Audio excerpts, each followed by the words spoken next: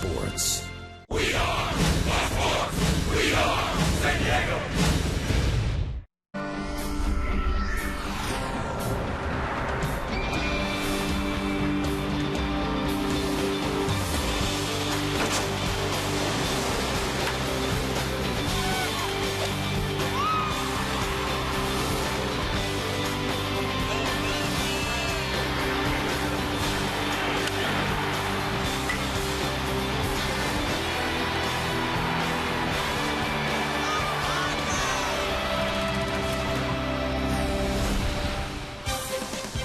Well, after 4 hours and 45 minutes of baseball yesterday, it's going to take some loosening up to get ready for this one here today as the Padres and the Marlins will do battle in Game 2 of this three-game series. They went 12 innings, the Marlins winning last night by a final score of 9-8 as the Miami Marlins snapped that 8-game losing streak to the San Diego Padres, winning for the first time since 2010.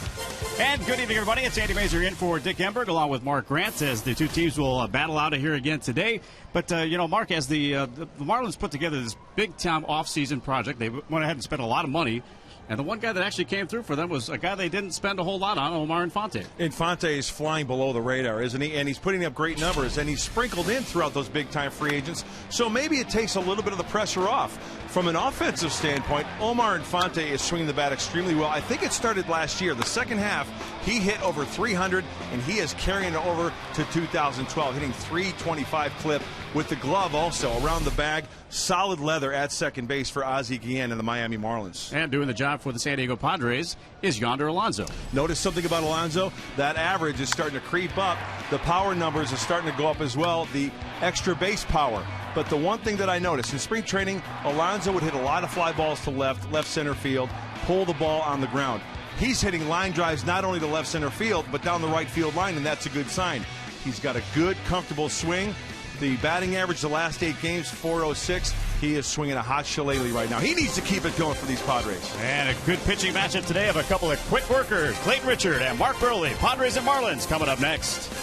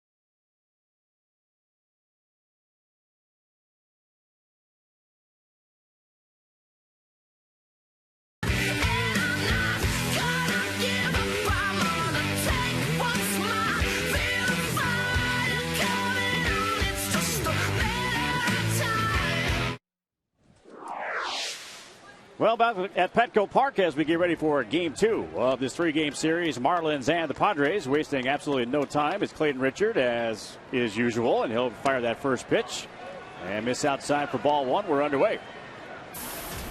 As Jose Reyes is the leadoff hitter, a 2 for 5 in yesterday's game. Richard again delivers, and that's a strike. 67 degrees on an absolutely gorgeous afternoon here at Petco Park. Now 2-1.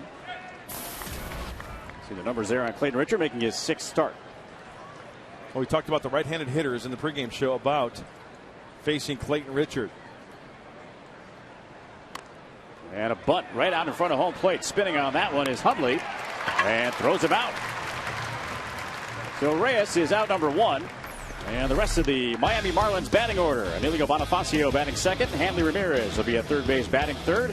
Austin Kearns getting a start. Cleanup spot in left field. It's Omar Infante with a couple of big runs batted in yesterday at second base batting fifth. Giancarlo Stanton will be in right field. Gabby Sanchez at first. John Buck will do the catching, and Mark Burley will be on the mound. So Reyes thrown out. And Bonifacio will take a strike. 240 hitter, no homers, and a couple of runs batted in for Bonifacio. And again, Richard is throwing some strikes, which is good to see early. Off-speed stuff early in the count is a big key for Clayton. Close one there, missing inside. Yeah, he works so quickly. And here's what I'm talking about. Clayton does a good job of burying the fastball inside, right? But that's by design. Smoke to second, but there is the Odar. Mentioned Orlando Hudson there at second base. Let's check out the defense here behind Clayton Richard. Out in left field, it's Jesus Guzman. David in center, Denorfia is in right. It's Headley and Bartlett on the left side. Hudson and Yonder Alonso on the right side of the infield. And the battery of Clayton Richard and Nick Hundley.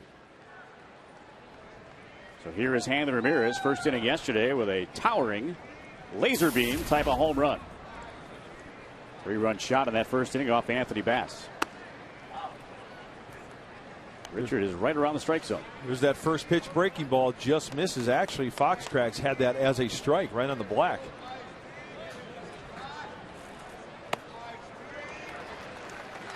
Goes to the slider. And the count evens.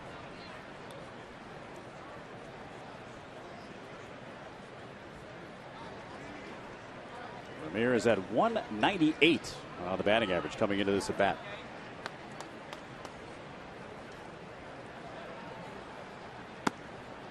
A little bit high inside, and this is what we're talking about from last night.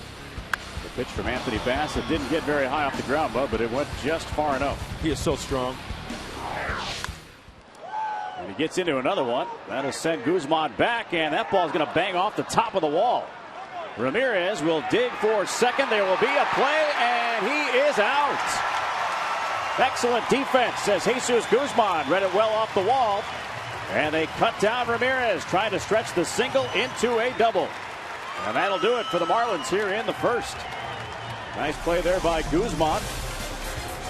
And the tag applied by Hudson. Scoreless to the bottom of the first.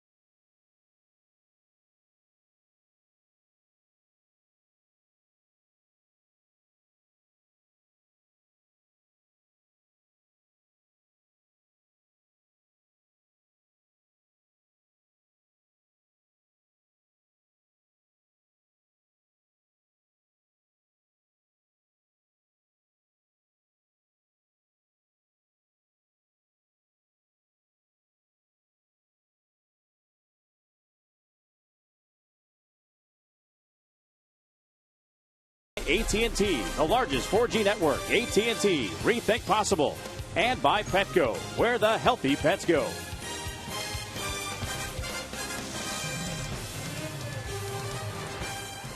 So Chris Denorfia will lead off here against Mark Burley. He'll take a strike on Cinco de Mayo. We celebrated yesterday, but today is the official Cinco de Mayo celebration.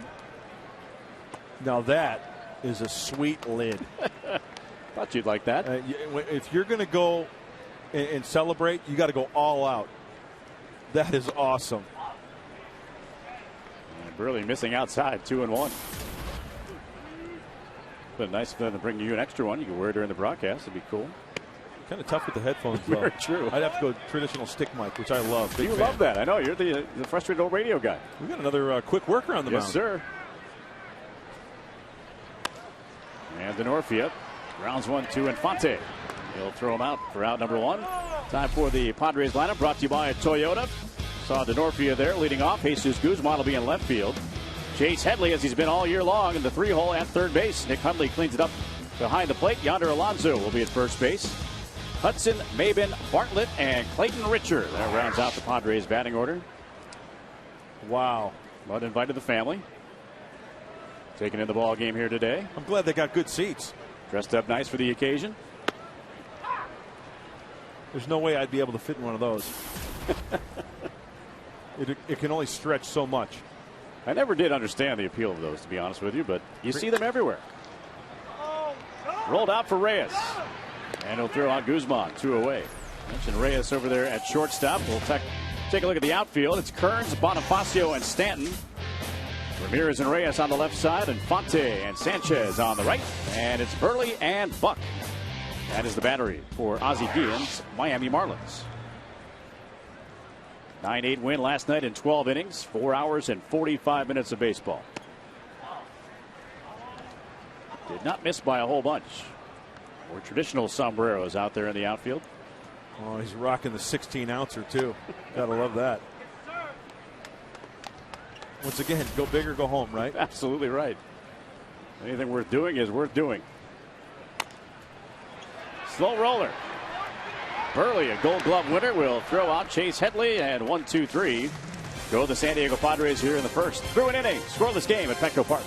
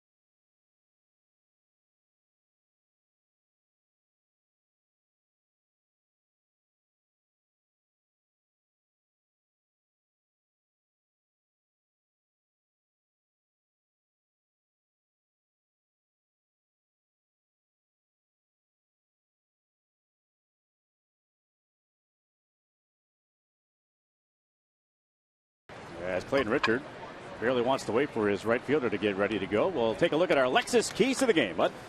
Well, the bat's coming alive, especially last night with 8 runs, 15 hits. The key, though, is they walked away with an L. Hopefully that will change. So, and you know what, Andy, the rhythm is going to get you. I mean, let's face it. Tonight? Keep that rhythm going because it'll get you. They had it going last night. Keep it going today. Hopefully they can score 8 more runs and walk away with a W.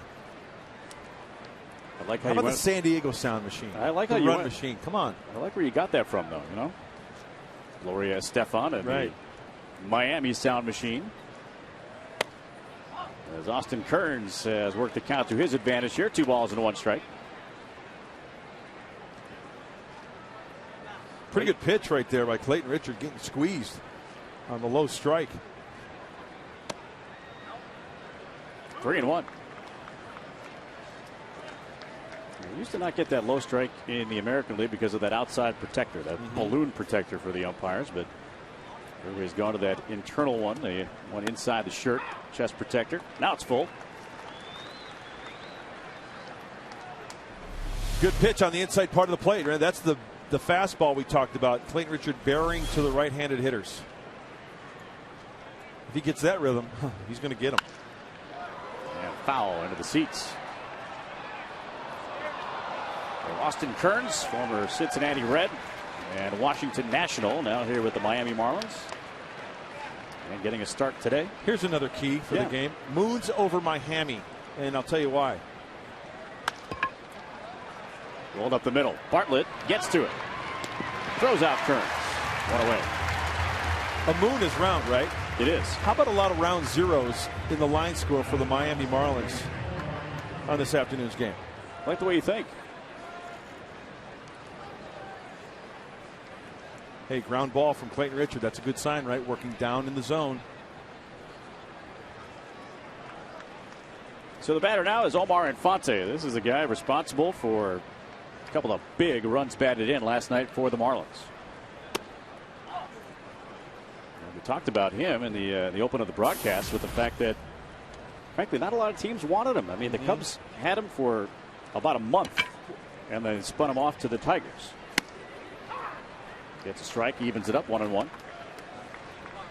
I think within the right lineup, obviously he's going to pay dividends, and he's doing that for Ozzie Guillen and the Marlins.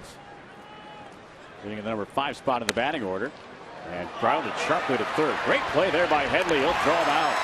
Chase Headley with a nice play toward the line. 2 away.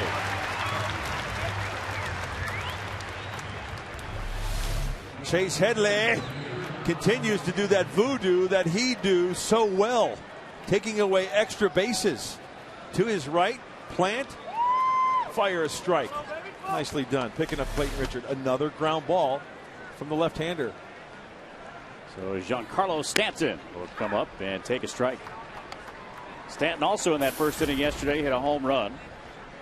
A bomb into the bullpen in left center. Yes, it was. Fastball in here. Okay, move his feet a little bit. The velocity's good at 93. A lot of hitters are going to be asking for time. See how Stanton is, because Clayton works so quickly. And there are those that do accuse him and other guys that work this fast of quick pitching. I like it. Do it until somebody says something, right? Yeah. Just got a piece of that right at the feet of Nick Hundley, the catcher. 2-2 now the count. And one of the things Darren Balsley, the pitching coach for the Padres, has mentioned that Clayton needs to do is kind of slow down the pace a little bit in between pitches. Got him to chase. And a strikeout for Clayton Richard. That's his first of the game. He has retired the first 6 in a row. Actually a single there by Ramirez. So he's gone in order here in the second inning. And we'll go to the bottom. Still scoreless.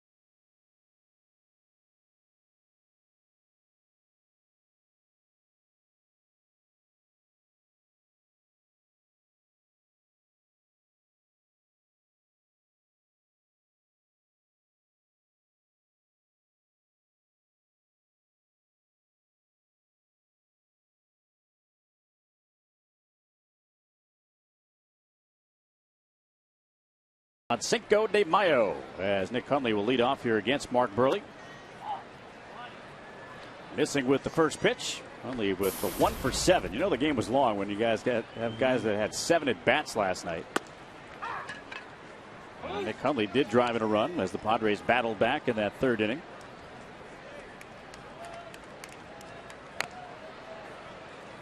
Really ahead in the count now, 1-2. We've got ourselves a Randy Jones, Jimmy Cott type matchup here. Absolutely right. As far as talking about pitchers who work quickly.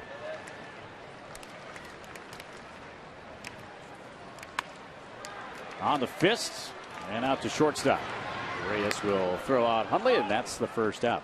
We're going to set things down to Leila Rahimi, and I know that the smash unit is continuing to grow. Unfortunately, Andy, in fact, Houston Street, we saw him hurt last night. He was put on the 15-day DL today because of a strained lat muscle. He talks about his frustration, and it's our Geico quote of the game. Grade 2 strain in my lat. It's in the muscle belly. It's not near the tendon, so it looks to be DL at least, and then after that you just kind of go day by day. I'm not going to put a timetable on it. Miles Mikolas getting the call up from the San Antonio Missions. Guys in his place. Back to you. All right, Layla, thank you. Buddy Black having to do some shuffling of the deck out there in the bullpen. That's why they fouls it off. That's why they call it managing, right? Absolutely. Managing that scorecard, managing that roster. Josh Burns, A.J. Hinch, Fred Ullman Jr. all getting in the office and talking it out and seeing, what the best solution is. We got a lot going on. It was a busy day in the clubhouse today. As Layla told you, Houston Street goes to the 15-day disabled list with that strained lat.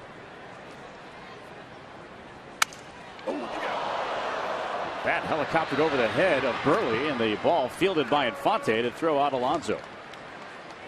Wow. That was close. That bat, Burley's reacting to the baseball. I don't even know if he knew that the barrel of the bat was coming towards him. He was going. See, he's going for the baseball. And luckily, the barrel of the bat clear of the Miami pitcher. Where'd he get it? Down by that pine tar, down by the label there. So here's Orlando Hudson. And Burley throwing some strikes. Both pitchers in a groove here early on in this game. And there's the first base hit of the ball game. Hudson's second hit of the series. And between Hudson and Bartlett, they're the two that have faced Burley the most. When you face Burley, there's going to be a lot of jam shots. We saw the pitch to Alonso, broken back rounder, but at times there will be hitters that will fight off that fastball that's up. That's why it's a key for Burley or any pitcher to work down in the zone. If that pitch is down, it's a ground ball to the shortstop, Reyes. So now Maben a chance to extend this inning. Maben drove in a run last night as well. Gets down the first pitch and drilled it down the right field side, but foul. Don't see a lot of foul balls going into that area from a right-hand batter. Nope. Quite frankly, I'm surprised that more right-handed hitters haven't flirted with that Petco porch down there, the 322. You lay down a fastball and put it up against that driver.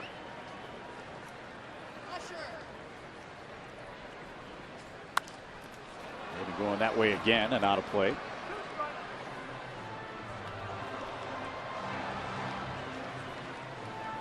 They've been a former Marlin. There are a few guys with Miami ties and Marlin ties. Not the ties you wear around your neck, but Corbatas, right? Exactly.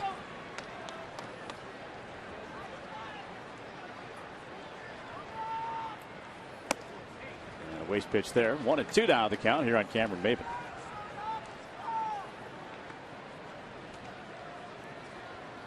It's a nail biter. Already talking some ball there on the dugout bench. Love talking ball.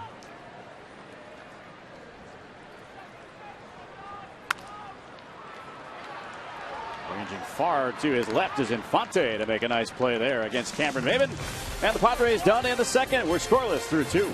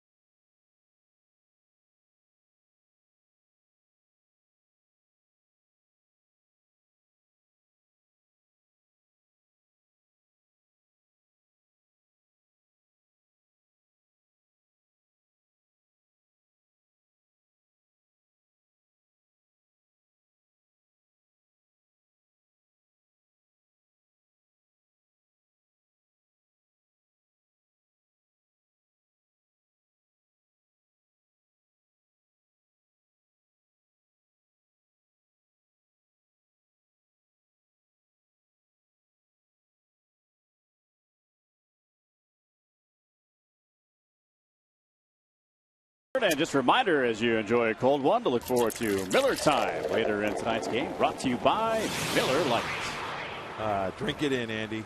It always goes down smooth.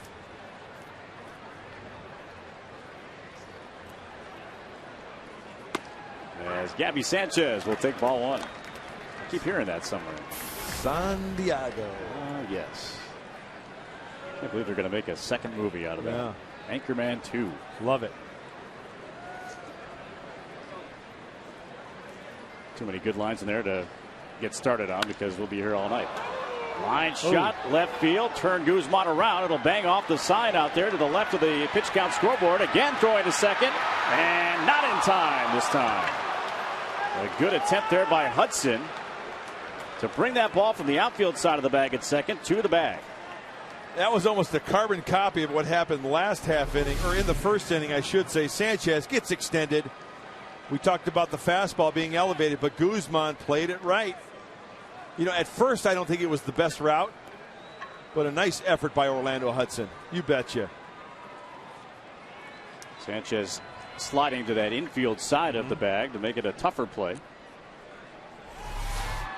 So the second hit for the Marlins here in this third inning. And John Buck, the catcher, will come to the plate.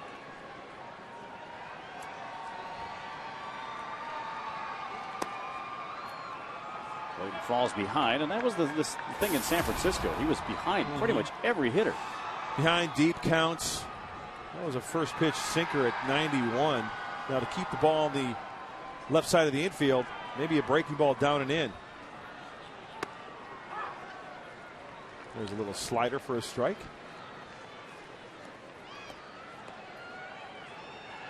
Marlins sporting their traditional road grays today. They had the black tops on yesterday. Padres in those really good looking Saturday blues. A brand new jersey this year.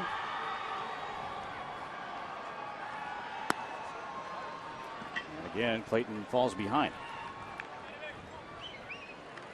His former teammate Mark Burley waits on deck.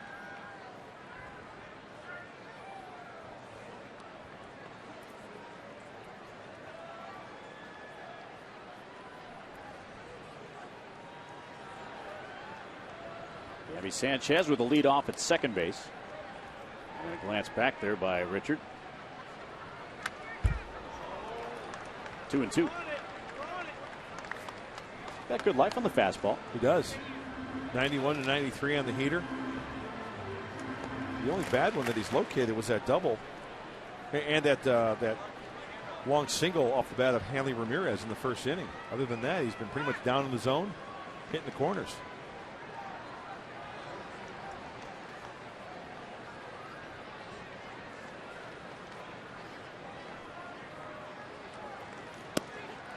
Got him looking. Nice. Buck does not agree, but the slider rings him up. John Buck can't say much because he's going to want that pitch from his pitcher, Mark Burley. Sure, he's disgusted with it, but that is a pitcher's pitch. Breaking ball, inside corner, rings him up for the big out.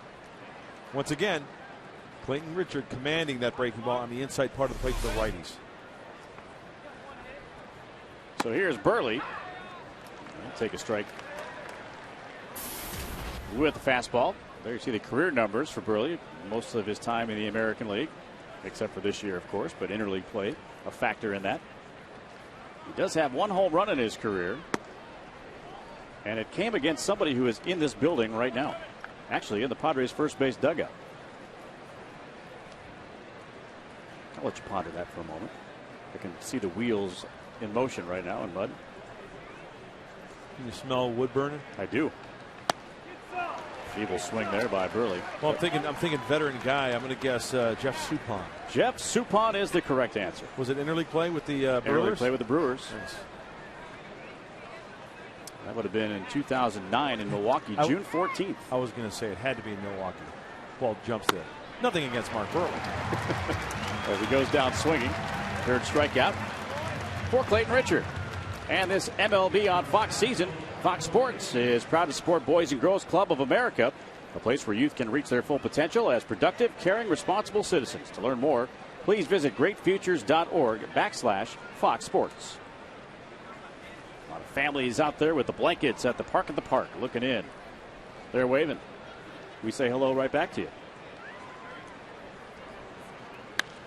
And Reyes got jammed, but lifts one in the air to left. But going back on it is Guzman. He'll put it away.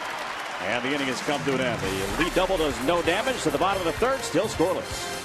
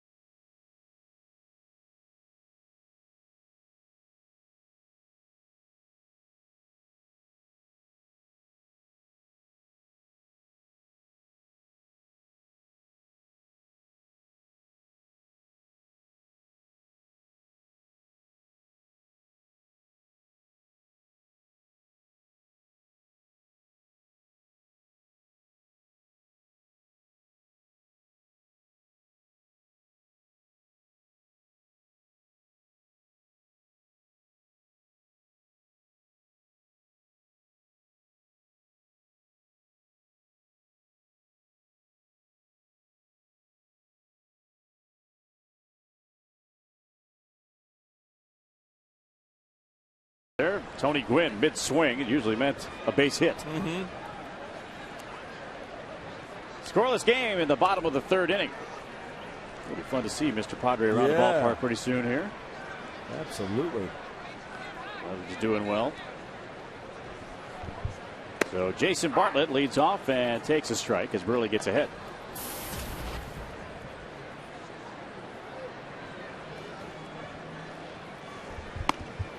Well, Mark Sweeney is down by the dugout, and Mark Sweeney, I pose you this question against pitchers like Richard and Burley who work quickly. How did that disrupt your timing? Well, it does. The third for Ramirez, and he'll throw out Bartlett one away. It does change your timing, Mark, and obviously you have to come up with certain things that you have to combat that. Stepping out of the batter's box, undoing your battered gloves, all kinds of things, but you have to go on your time as a hitter. That's the most important thing. It's not his time, it's yours. It makes him uncomfortable as a pitcher as well to just stand on that rubber and wait for you. Yeah, you make a good point, because you want to go through your routine, and untying your shoes, adjusting your batting gloves, that might not be part of your routine, so therefore you are disrupting your routine. Interesting. Ground ball there to the shortstop, and out number 2 is Clayton Richard. Time now for our AT&T trivia question. Ozzie Guillen was the AL Rookie of the Year in 1985. Name the team that traded him in 1984. There you see Ozzie at the helm of the Miami Marlins. So 2 quick outs, and Denorfia at the plate. Pretty good career as a shortstop. Not bad. Kind of a clutch player. Yep.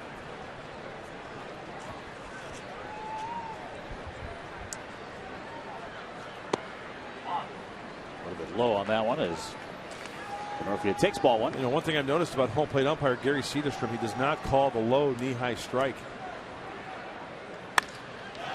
Drilled into right center, but it's going to hang up. Stanton will reach up to make the catch, and in order go the San Diego Padres here in the third. We're through 3, no score.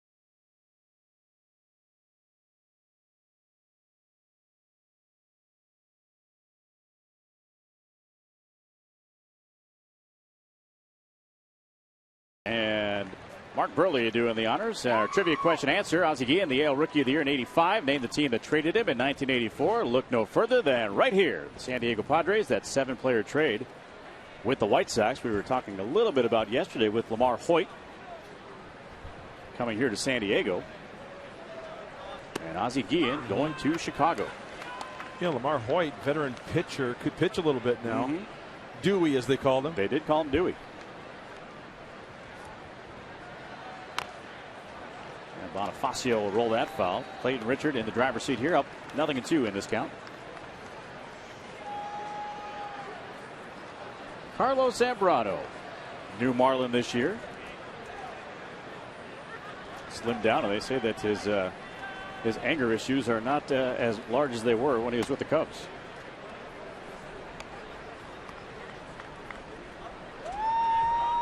I still picture Carlos Zambrano taking it out on that Gatorade machine in the dugout. Cubs dugout. Gets him looking. Strike 3 call. 4 strikeouts for Clayton Richard. Bury it. Get it in there. Throw it with some authority. And he does just that to Bonifacio with the fastball inside corner. Nicely done. So Hanley Ramirez drilled that single off the wall and left. Well played by Guzman, and threw him out, trying to extend it to a double.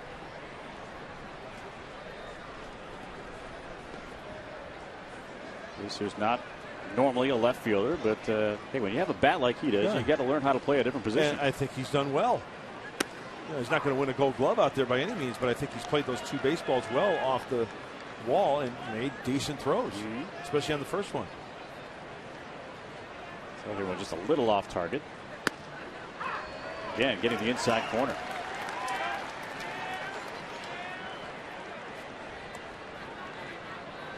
With that single, you can see the numbers there. Ramirez, in a very small sample size, has done quite well against Richard. Now 3 for 4.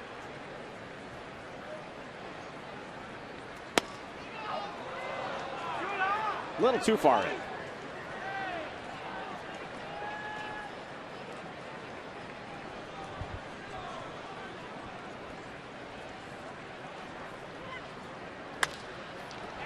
And that's going to get through into center. So Ramirez will stop there at first base this time. And it'll bring up Austin Kearns. It seems that even the ground balls that Hanley Ramirez hits are hard. You know what I'm saying? You know, he gets jammed once in a while off the end of the bat, but that's the key there, I think, is you got extended. And Clayton Richard at least keeps him in the yard, right? And at first base, keep the double play in order. Well, you and I were in the clubhouse earlier today talking to yesterday's starter Anthony Bass about that home run that Ramirez hit yesterday. And a base hit to right. Keep an eye on Ramirez. He'll try to go to third. DeNorfia coming up throwing. Here's the tag, and he is out. Chris DeNorfia making the big throw and getting Ramirez at third. I was really surprised. Ramirez did not even break stride. DeNorfia charged that ball nicely. Good piece of hitting by Kearns. Now the race is on. DeNorfia, perfect. Just up the line a little bit, and you know, credit Chase Headley. Headley has to go on the outfield side of third, come all the way back. He applies the tag for the big out. Nice. So officially a single as we look at the tag one more time. 2 outfield assists for the Padres today, Guzman and DeNorfia, and they have both been against Hanley Ramirez. So here is Omar Infante. Good breaking ball. You have to put a tether on him, huh? Well, the manager will probably say, we like his aggressive move. We like the way that he didn't break stride. It just didn't work out. Yeah, you know, you make a good point, because if he's safe, looks like a great play, right? Absolutely. So Kearns at second. As mentioned, he took second on the throw. But a big second out. This is a key at bat right here for Clayton Richard. We talked about Infante in the pregame show, using the whole field. So it's a right that time, but out of play. We also mentioned that Infante was the unlikely hero yesterday, driving in some key runs, including the game winner for the Marlins in the 12th inning last night. Spent all that money, bringing all these free agents. And sometimes it's the guy that flies under the radar.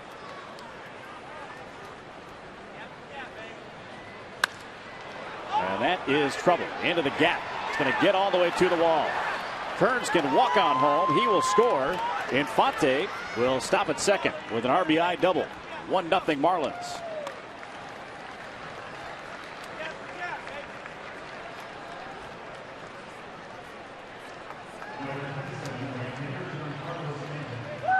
The ball's hit pretty well.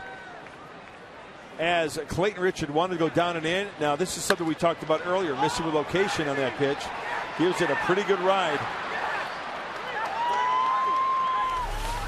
Clayton's been pretty good at burying the fastball down and in. That one, he just left over the inner third of the plate and up. It's the 15th extra base hit for Omar Infante this year. That moves him up to number 2 in the National League. So he stands at second with the Marlins up 1-0 and the batter Stanton.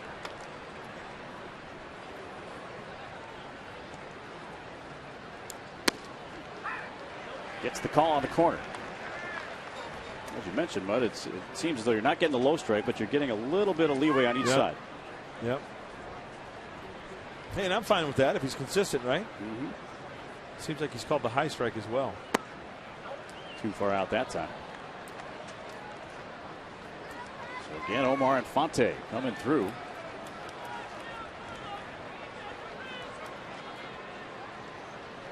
With 2 outs here in this inning for the Marlins.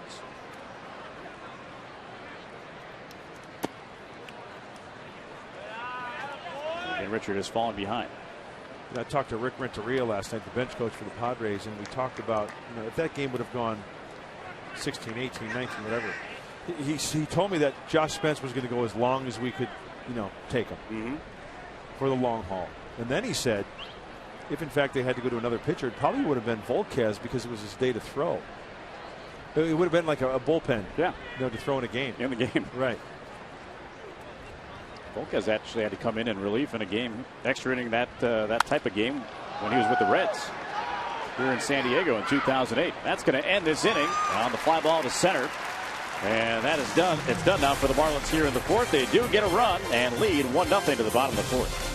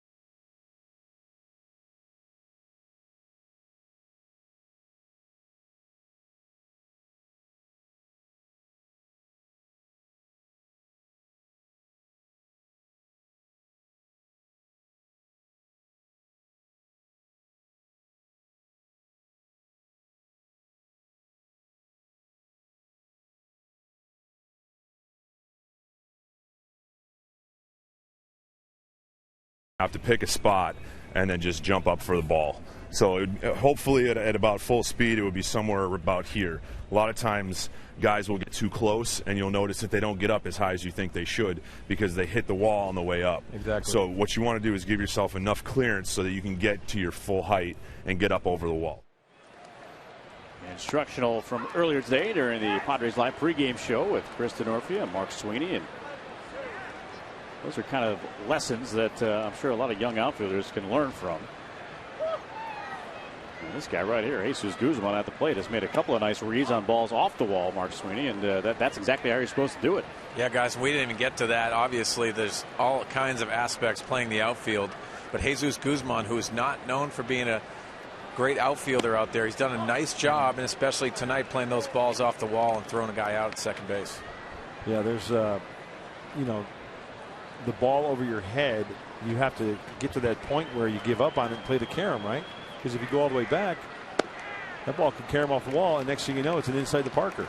You know, especially, Mark, with balls that are, the only one that can back you up is yourself, and that's the tough part. If you go in the gaps, obviously you're going to have help when it comes to the center fielder and also playing the ball off the wall. And Guzman will take his base. Take a look at the play out there of Jesus Guzman, who played that carom very nicely. Well, what he does a nice job at, Jesus Guzman, getting on the other side, so when he feels that he's already in throwing position, all he has to do is take that crow hop and make a nice, accurate throw to second base. Jesus Guzman has a nice arm, a strong arm going to second base. So here's Headley. Padres down a run.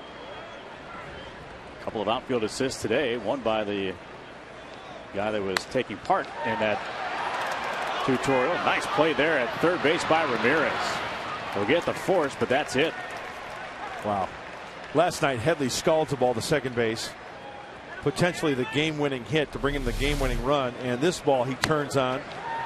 Hanley Ramirez smothers it, fires a strike. Now, that's a pretty play. And that's a shortstop playing third base. Yep.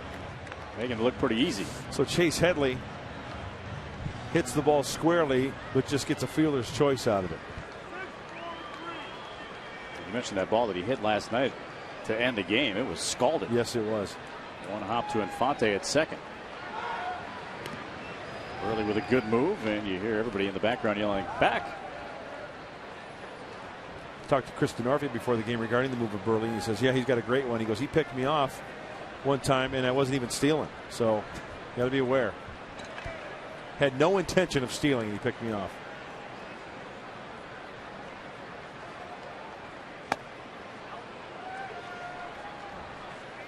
Mark Sweeney, part of that demonstration there, we were talking about, you and I were talking before even the pregame show today about Chris Young with the Arizona Diamondbacks when he went back on that ball here in center field and lost his glove over the wall because he didn't give himself that clearance that Denorfia was talking about. Yeah, and you do. You need to give yourself clearance. It's happened to me, too, before when you have those separated fences. If you get too close to that fence and you start to jump up, sometimes your glove will catch up on that. But, yeah, with Chris Young, he lost his glove over the fence. I'm just surprised more outfielders don't climb the fence. Seriously. When you have time on this towering high fly, and that's, it just always bugged me. Get back there and climb the fence. And that's the reason why, Mark, some guys glide to the fence. They want to time that and make it feel comfortable. You want to get to a spot, get to that fence, and give it your best shot trying to rob a home run. Changeup from Burley. And out in front was Hundley, 1-1. Did you ever see that clip a long time ago? It was a Japanese game where the guy actually climbed the fence, put his both feet on top of the fence, and caught it. And then came back into play. Unbelievable. Just like those outfits.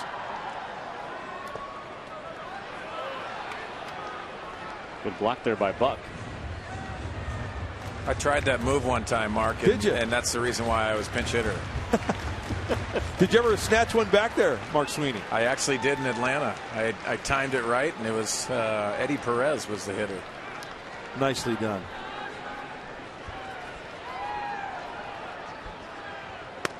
And now Headley will try to retreat and will get back to the bag safely. Started to move and then changed his mind about halfway down the line.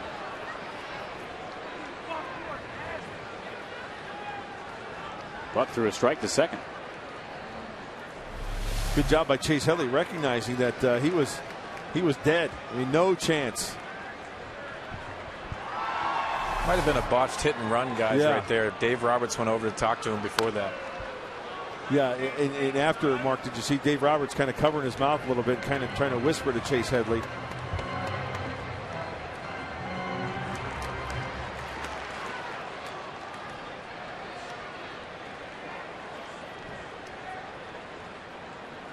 Now it's full here on Hundley.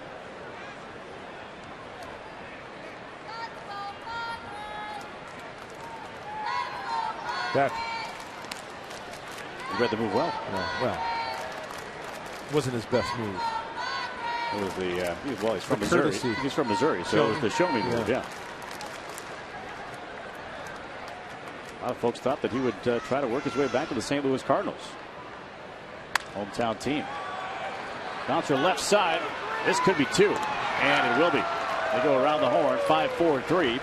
And the Padres are finished here in the fourth inning. We played fourth. The Marlins won and the Padres nothing.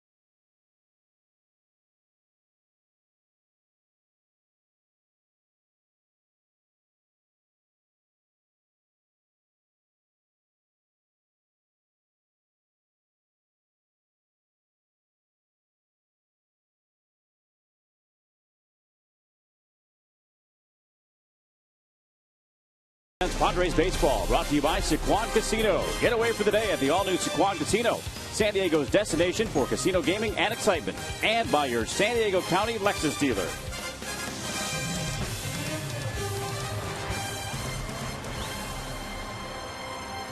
Well, here on Cinco de Mayo, folks watching from the Park at the Park, and Friday on Fox Sports San Diego, catch a new episode of Padres POV. Throughout the season, get an inside look at the team from the player's point of view. Friday at 3 on Fox Sports San Diego, presented by Sycuan Casino. So Clayton Richard will start it off here with Gabby Sanchez in the top of the fifth. Padres have managed just one hit so far against Mark Burley.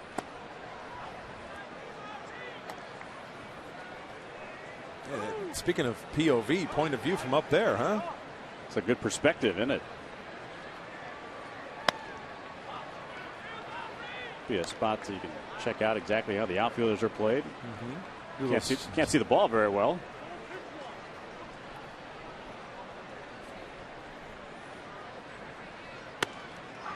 Gets a strike there on the 3-0 pitch. That was the one thing I remember coming here as this park was opening up, and not a lot of this was around. No. And a seeing eye, base hit down the right field line. This could be two. And Sanchez will put on the brakes. Nice job by Denorfia once again to get to that ball quickly in that right field corner.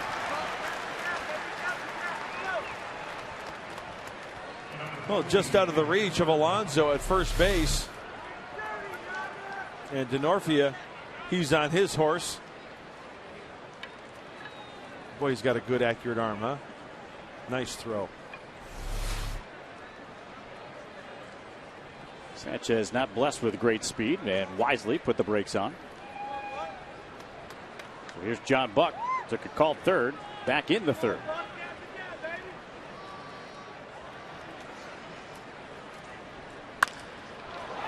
Norfield will be tested again as he's turned around, goes all the way back toward the fence. He's going to play it on the carom once again. Heading towards second now is Buck. He'll get in there with a double as Sanchez moves up to third.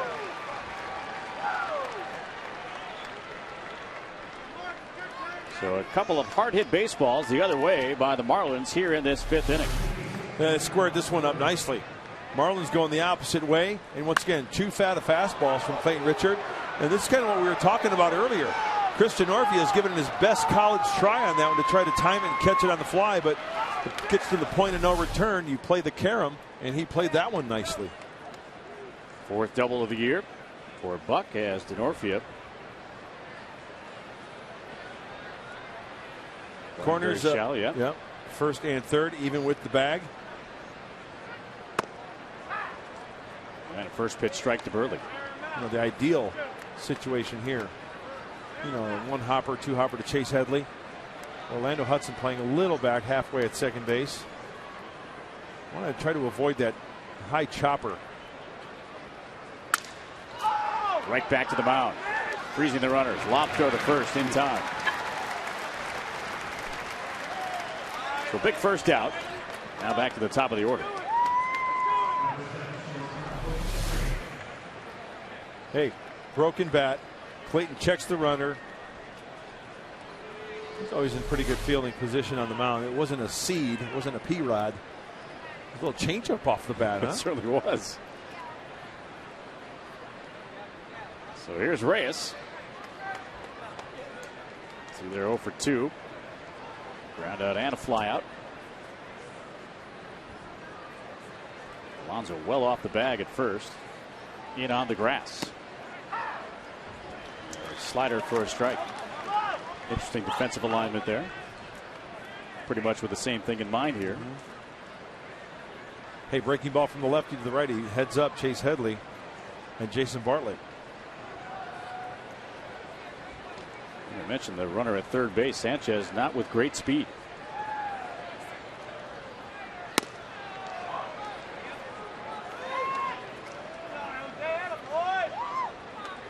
Sanchez at third, Buck at second, so really not very good speed either guy.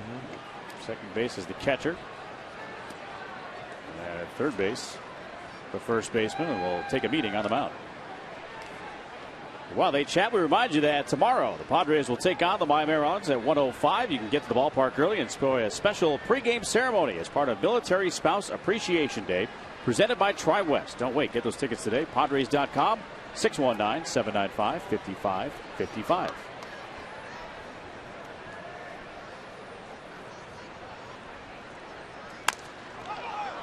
Nice job there by Richard. Now they'll have Sanchez in a rundown.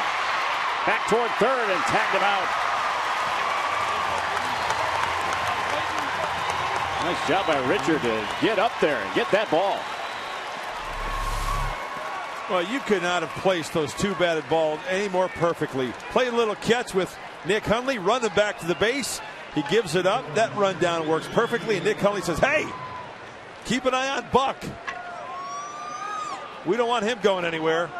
So 2 good pitches, 2 big outs by Clayton Richard. Look at him, Sky. You look at him.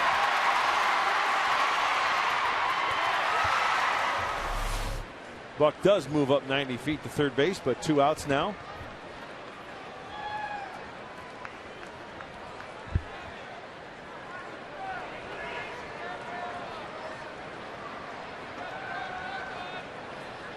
So here's Bonifacio. See if Richard can work his way out of this jam.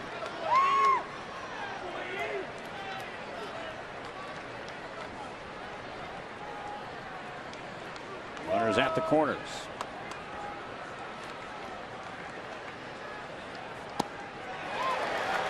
Good location. If you're going to miss with that slider, miss down. Fastball away for a ball, slider down and in for a strike.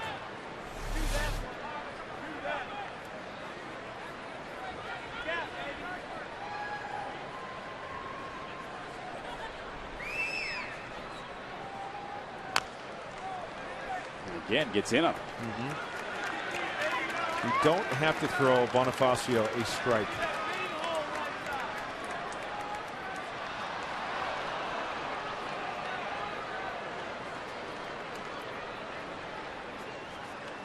Marlins got their run in the fourth. Double by who else but Omar Infante. Clayton Richard trying to slam the door here and work himself out of some trouble.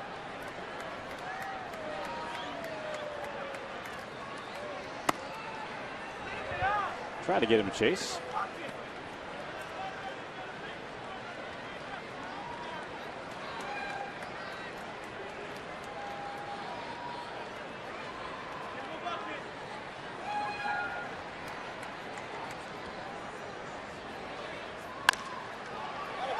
Right to the shortstop. They'll go the short way and the force, and Clayton Richard fielding his position on a couple of different occasions here in this inning, including getting way up there to get the run at home.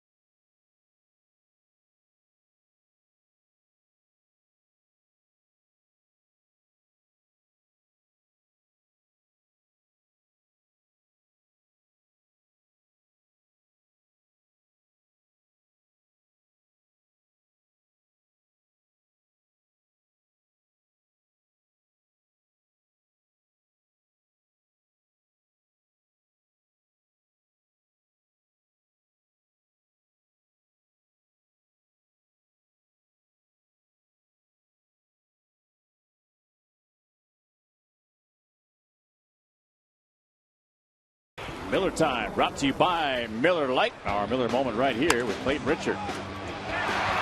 Firing a strike. Clayton Richard, doesn't really have a lot on it, but he gets the job done, getting it to Hundley and making a good couple of pitches to get himself out of a jam.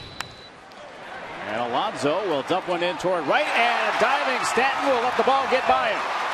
Heading to second base now is Alonso. Well, Stanton yesterday had some problems with that ball hit by Anthony Bass, and right there some problems with the ball off the bat of Alonso. I don't know whether he was fooled by the swing. Boy, that was really not the best ever. Played it off to his side. Did you see that? And if you're going to, there was no chance him catching that baseball. You've got to really sacrifice yourself and get in front of that ball, at least keep it in front of you. He played it off to the side, and that's a break for the Padres. And another double for Alonso, his 10th of the year.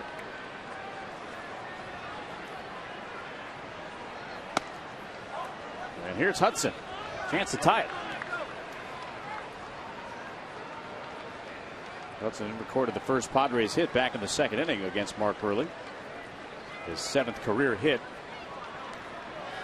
against the Marlins left-hander. Down front. Another changeup by Buehrle. Let's head down to Mark Sweeney real quick. Did you see anything with Stanton with the way he played that ball? Yeah, you know what? He actually took off, Andy. He took off. He had a good break on the ball, but it had top spin on it. He committed and really has to keep that in front. Like Mark said, he played it off to the side. Not a good play by Stanton out there in right.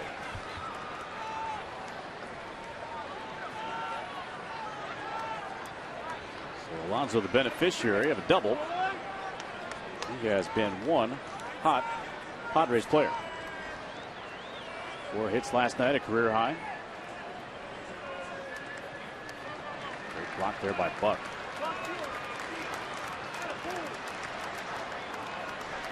Now Alonso with hits in 8 of his last 9 games, and he is climbing up that list, right behind the guy that was blocking him at first base with Cincinnati, Joey Votto. Talked about it in the pregame show. He's starting to pull the ball more, using the whole field.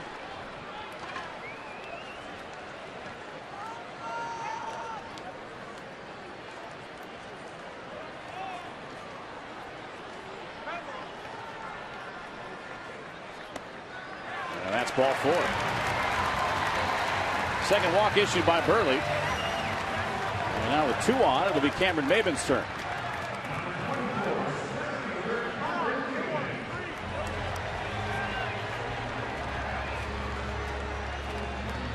That double also by Alonso. The Padres had 6 doubles as a ball club last night.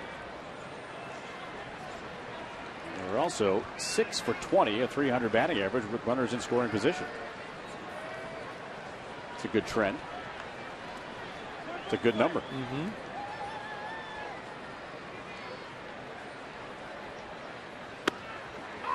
He'll take a strike. Seems like in pressure times for Burley, like this situation here, what does he do? First pitch breaking ball. He's not going to throw him a first pitch fastball.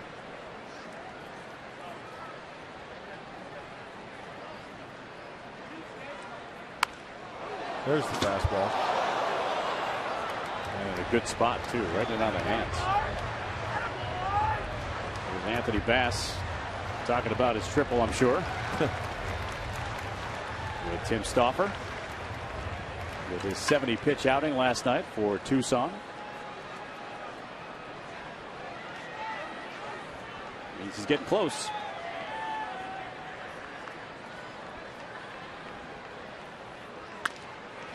Right back to the mound. Second for 1. No play at first.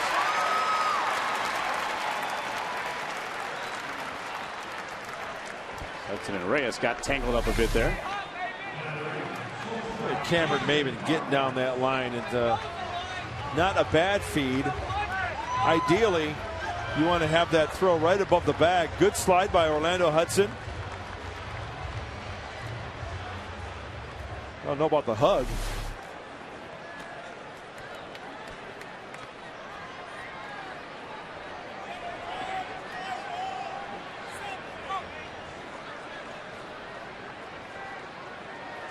You got to come up with like a forearm shiver on there. There you go. Let them know you're there. Break it up a little bit. Maben diving back into the bag at first. So first and third now.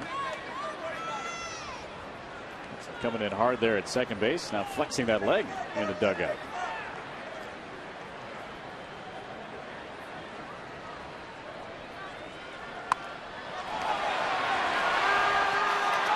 Easily out at the plate is Alonso. Nice play there by Burley. He didn't even really take the ball out of his glove. Just kind of flipped it, huh? Yes, he did. Pretty good athlete. Don't let his physique fool you, folks. Glove flip. John Buck does a nice job. Alonso doesn't even get to home plate.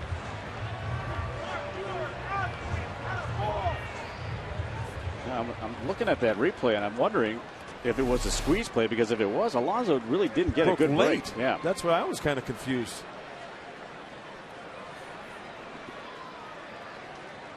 So we'll have a chat with Rick Renteria there on the bench. See if there was a little miscommunication there. Take another look at it, bud. Yeah, you know, that he should, as soon as Burley's lifting that leg, if that in fact is a squeeze, Alonso's got to be going. A safety squeeze? What? As soon as that ball was down, you recognize it and you take that chance of trying to score? Now Richard down 0-2. But he did not go as soon as Burley lifted that leg.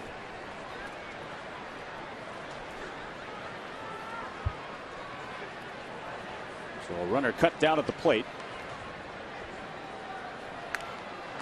Richard, a good job just to stay alive right there. Big break on that slider. Hey, Clayton's come a long way as far as swinging the shillelagh, huh? Yeah. I mean, he's strong enough to where if he gets jammed, he can muscle it over one of those infielders' heads for a knock. Am I begging right now? It's all good. I'm right there with you. Just trying to follow your lead from yesterday. No, Mark Sweeney's still not talking to me.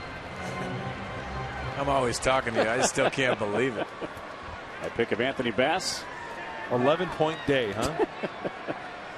By the way, Perino comes up and gets him some points as well. Helped out, right? Should have thanked him, too. Slow roller to short. And a close play at second base, but out is Bartlett. And the Padres retired here in the fifth. We're through 5. 1-0 Marlins.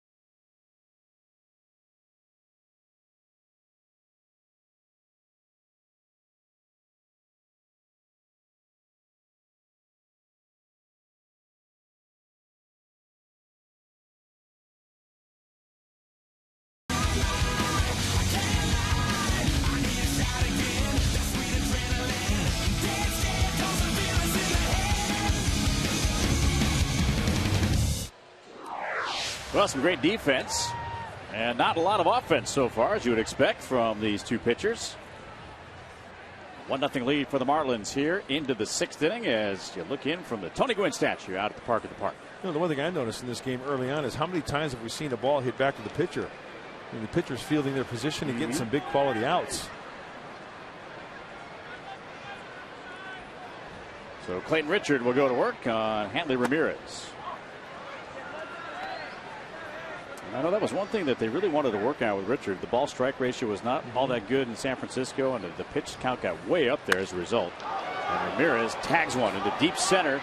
Backing up is Maven. It's going to bounce high off the wall. Again, he'll head for second. Here comes the throw, and it's going to be late. Hanley Ramirez has just missed a couple of home runs today. He is 3 for 3. This kid is unbelievable. That ball jumps off that bat. He missed a home run by about a foot and a half. Going straight up the gut. Look at the top spin, or the backspin he gets on that baseball. Wow. Talk about getting extended. 4th double for Ramirez. We kind of go back to our conversation we had with Anthony Bass in the clubhouse. He just said, all you said was, man, that guy is strong. Speaking of Ramirez. Good pitch to get ahead of Austin Kearns. Well, it seems like when in doubt, as you pointed out, he's going to the slider. Yep. As Anthony Bass went to the changeup last night. Seems more sliders for the off-speed pitch today for Clayton than the changeup, and the fastball's in.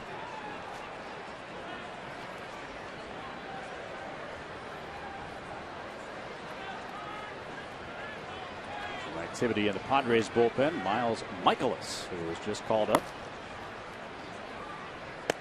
from Double-A to replace Houston Street with that strained lat muscle in the right shoulder area. So Michaelis with some closing experience in the early time of his career in the minors. Will be making his major league debut when he comes out there.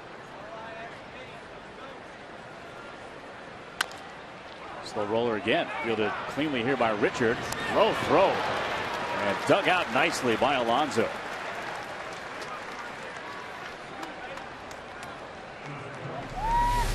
Well, I'm not going to lie to you. Every time it's an adventure when Clayton Richard has to throw to a base. This one is short hopped at first.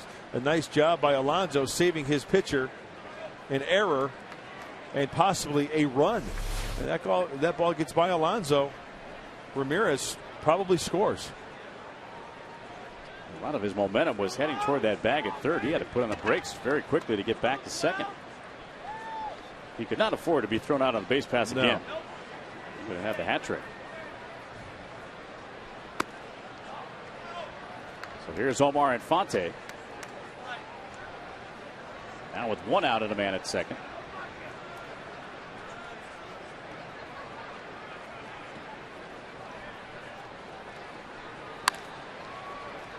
Fouled on the third base side.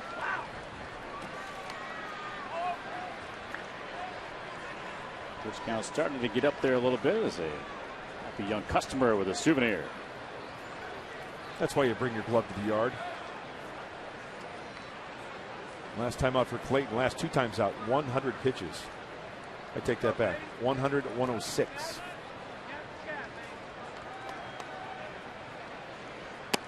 I worked underneath that one, Ray. Did you notice that? Arm angle kind of dropped just a little bit, and that last pitch was flat. And there's the breakdown. Nice job in the 6th inning. So far, only 8 pitches.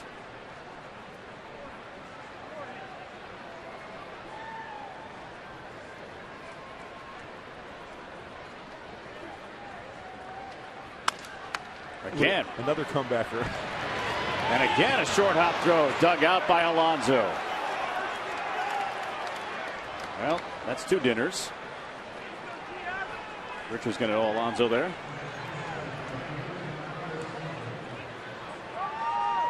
So 2 away for Stanton. Can't think about it, right? It's one of those situations where you just kind of get the ball and like throw it, right? Like throwing to home plate, throwing a strike. Just imagine yourself like you're throwing to first base, like it's the catcher. Just get rid of it.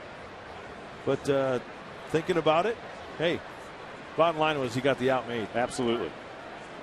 No style points.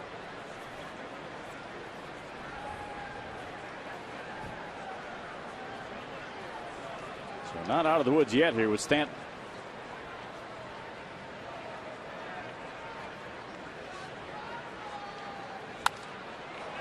Takes a big, healthy cut.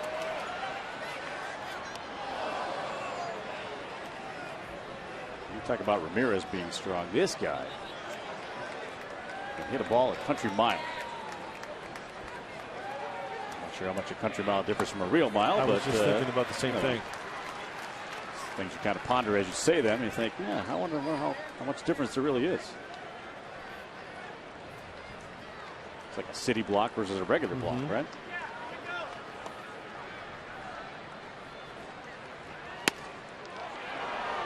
Did and missed by much.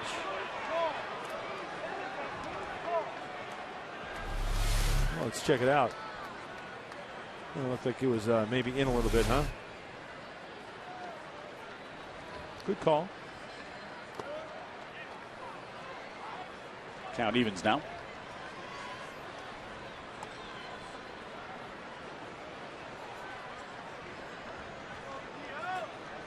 Stanton working on a season high 7-game hitting streak.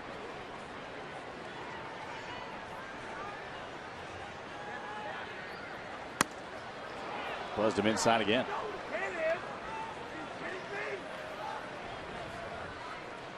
From 0-2 to 3-2. I'm guessing you off speed him here. First base open. Power guy at the plate. Loves the fastball. Slider down and in possibly. Something away. And he gets him looking. Another slider. And Stanton slams the helmet down in disgust. And a nice job again by Clayton Richard and Yonder Alonso at first base to keep the Marlins off the board in the 6th.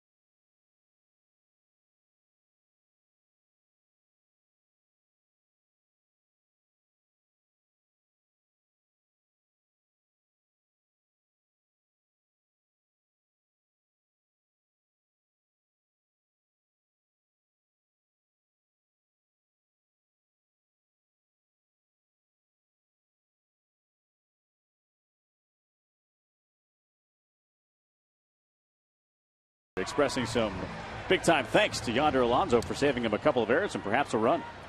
Hey, Yonder Alonso saying, hey, big boy, just get into my general area. I'll pick you up. If I got to block it, I'll block it. I'm sure it's something that Clayton Richard works on. Bottom line is he got the outs. Absolutely.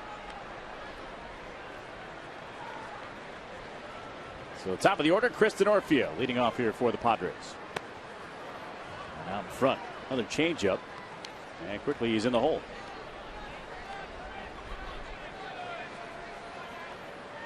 That's an amazing look at those numbers right there. 14 groundouts and 1 flyout.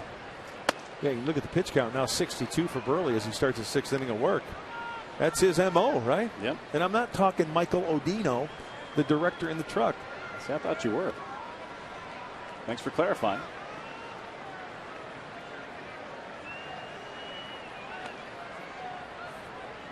That is his modus operandi. Correct. Been watching a lot of Law and Order, haven't you? No, just high school education coming through. Full count. And he had him 0-2. See if he off speeds him here.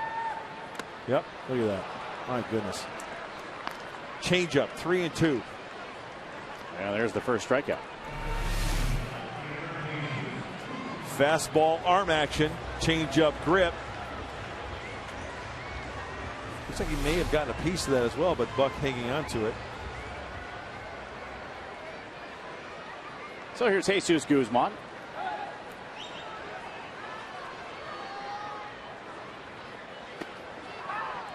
That was a lollipop curve right there in for a strike. Gentleman, youngster there rocking that old school Padre look. Oh yeah, that's the late 80s. The orange SD. Yep.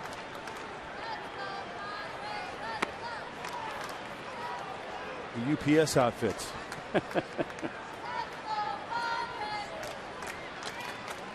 Nothing against UPS. No, not at all. I've got a lot of good friends who work for UPS.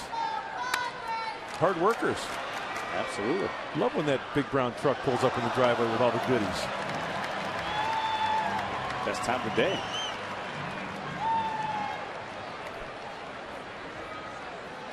Right off the golf course, I guess. Got to wear a collar on the golf course. The right side of right kind of shorts there.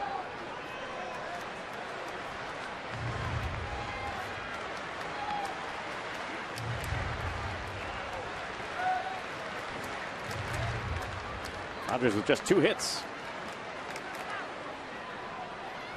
I wonder when the next one's going to come. Maybe right here. Just holds up on that curve. Yeah, that's a tough pitch to hold up on, because out of the hand it looks like it's going to be about belt buckle high, maybe thigh high, and it ended up just above the shoe tops. Change up right here, I'm betting. Off the glove of Ramirez. That's a fair ball. Guzman is going to dig for second, and the throw is going to be there in plenty of time, and he's safe. He slid around the tag. Ozzie Guillen coming out of that third base dugout.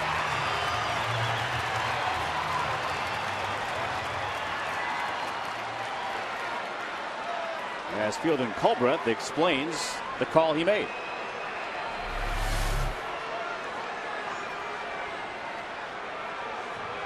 You know what the argument's going to be from Guillen as we take a look?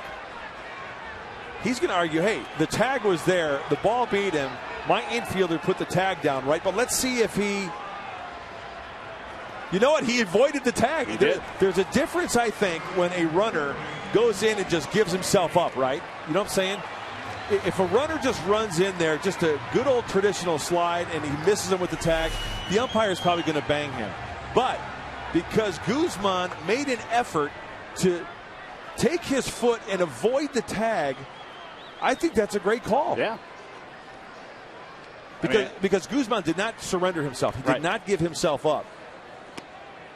Because there are many times when a runner will just slide into, okay, I'm just giving myself up. The tag's down. The guy might not even touch him. You bang him. But because of his effort to try to get out of the way, I think that's a good call. You give Fielding Culbreth some credit there. Yeah. A lot of umpires will just call you out when the ball beats you. Watch Guzman's front leg, okay? He recognizes the tag. He does the old switcheroo. And he puts, that's a great move. It's a very athletic move. Thinking as he's sliding. And there's a base hit into center. Charging at Bonifacio. Gotta go. Guzman heading toward the plate. Here comes the throw up the line, and it gets by Buck. We're tied at 1 on a single by Headley.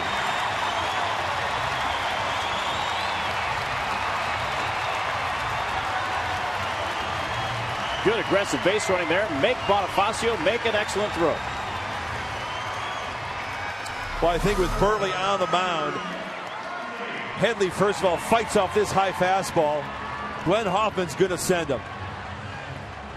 Might not be many more opportunities. If that throw was on line, it might have been close. We will never know, but the bottom line is we are tied at 1. And with that ball getting by Buck and the throw home, Headley gets into scoring position. And here's Hundley. Popped him up on the first pitch. That'll be Infante and a big second out.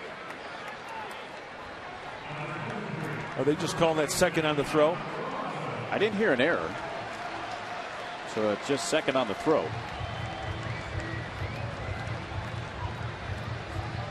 So the scorer is saying that Headley was taken off before that ball got by Buck. That makes sense.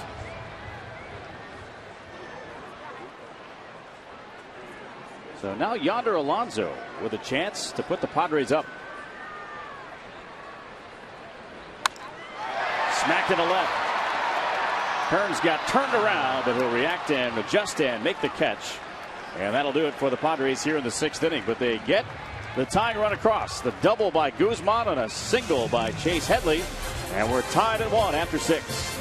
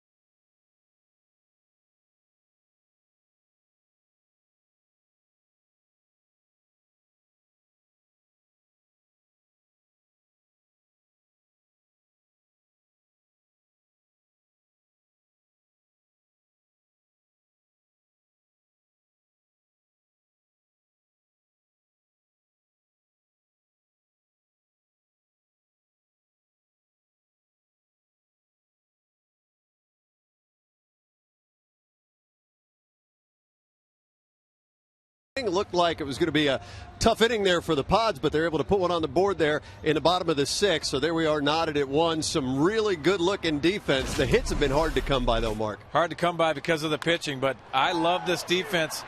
You got to learn not to pimp it when it comes down to Petco Park. Nice job by Jesus Guzman getting Ramirez at second base. Big defensive play. For sure. When we see in the post-game show, we're going to talk about the pace of play. Both pitchers really working hard. A little bit more of the defense, and you're going to hear from the manager, Buddy Black. We'll see you in the post-game show, guys.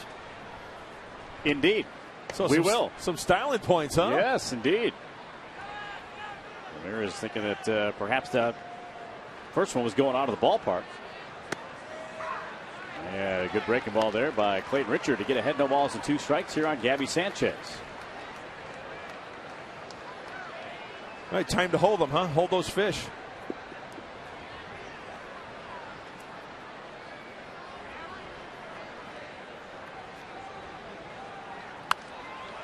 And a foul out of play. Well, that's a good sign. That last fastball, good location, tying him up, but 94 miles an hour as Dale Thayer, our pregame guest, heats up. We thank Dale for taking time out of his busy schedule to be our guest on the pregame show. Love the mustache. Oh, old school.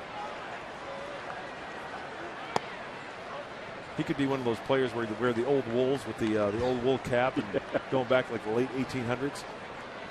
I don't know, the mustache reminds me of Dick Tidrow. Dirt. To first base. Alonso needs no help there, and one away. First time Sanchez has been retired. Here's the catcher, John Buck. Yeah, there are certain looks that just remind you of days gone by. And that's one of those looks. And of course, Raleigh Fingers, right? Yeah, that takes some, talk about styling. It's got to take some work. That's a big league mustache right there.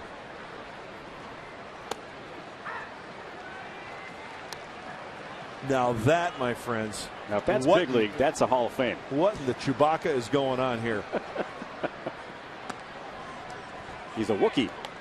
Not a rookie, but a Wookiee.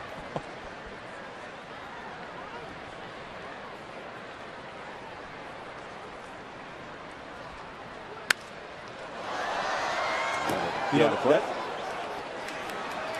that's a guy with that beard that he's never going to go hungry. There's got to be something in there from weeks or years past that he can always munch on. You ever wonder where the car keys are? Maybe they're somewhere there. Nice. Yeah, it's a strike three call. Ball's right down the middle. Yep. So 2 outs. And a reminder, as we look at this replay here. Right down the dish. If you're hitting the road, you can take Fox Sports San Diego's coverage of the Padres with you this season. Subscribe to MLB.tv today to see every Padres out-of-market game live online or on your favorite devices in HD quality. Visit Padres.com to order and get more details. MLB.tv, baseball everywhere. And Richard working quickly and effectively here and gets ahead of Mark Burley.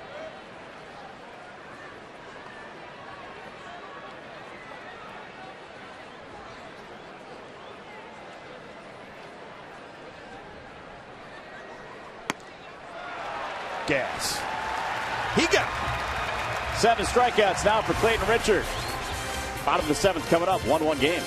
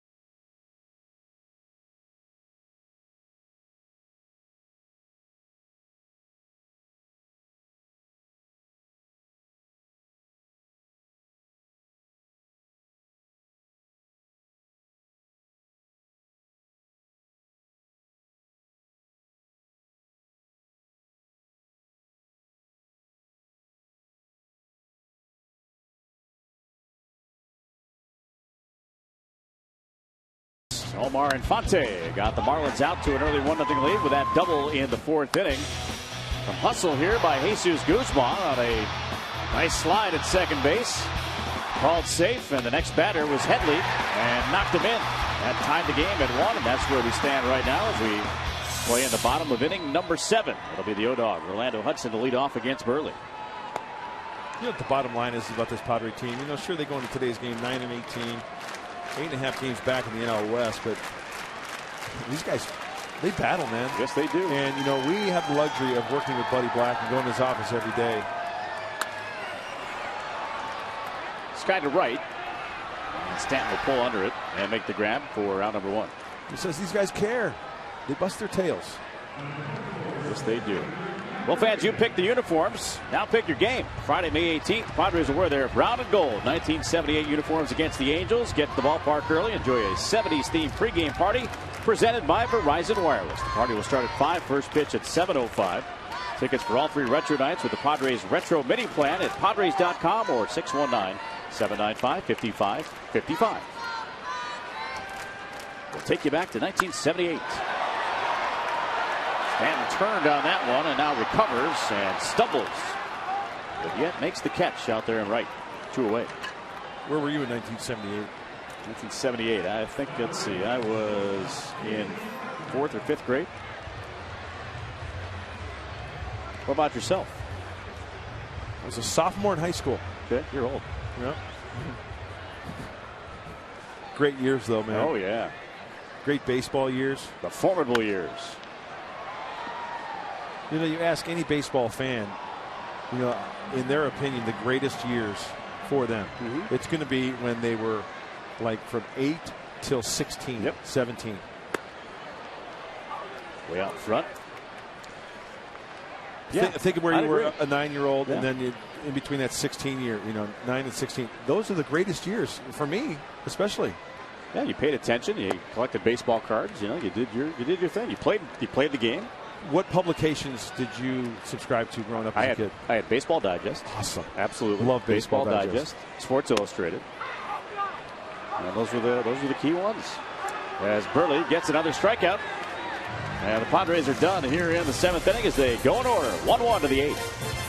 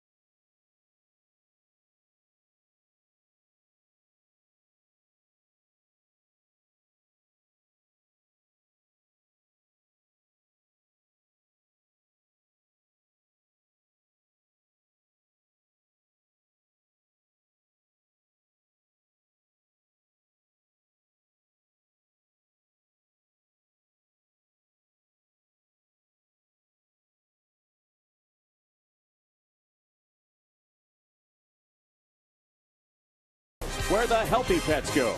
And by the all-new Mazda CX-5 with 35 highway miles per gallon.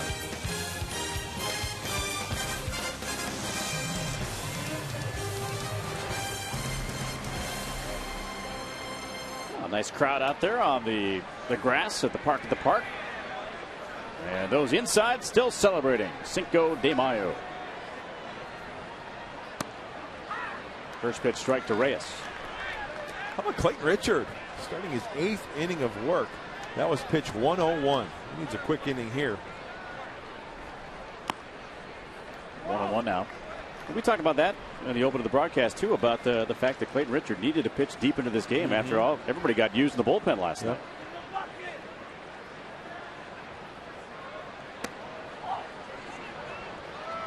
Change up there by Clayton. It's 2-1. It looked like it was on the black according to Fox Tracks.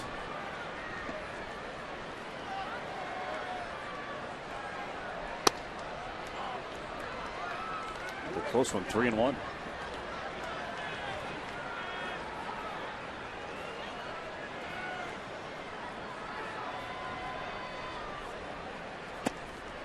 That one not close. And the first walk issued here by Clayton Richard. Let's head down to the field and check in with Layla Rahimi. Hi, guys. And the matchup still going between Clayton Richard and Mark Burley. And these guys are such close friends and former teammates that they even occasionally will share a vehicle. In fact, Clayton bought one of Mark Burley's old trucks and has it at his house in Indiana in the offseason. Hope he kept the receipt, just in case something was wrong with it. They have those lemon laws, right? Right. Does that apply to friends? Not implying that one would do that to a friend. Bonifacio trying to bunt him over. Comes up empty on the first attempt.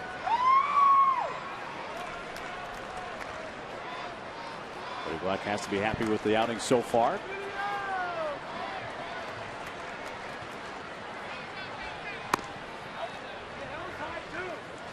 Even count. You know what I love about John Baker? Look at that. He's wearing the shin guards all the time, getting ready if needed. Love that. Always prepared, right? He's a Boy Scout. Good bunt. Not in time. Off the bag is Alonso. I think he would have had him if it would have been on target, right? I think you're right. It's bunted perfectly. The grass deadens the ball, spin and throw. Clayton kind of short arms it a little bit. And yeah, I think he would have had him if the throw would have been on line. But he's moving towards the foul line. It's got to be a perfect throw. And it goes in the books as an infield single. And Clayton Richard will depart this game to a nice round of applause as he heads into that first base dugout. New pitcher is coming in. First and second for the Marlins here in the 8th inning. We're tied at 1.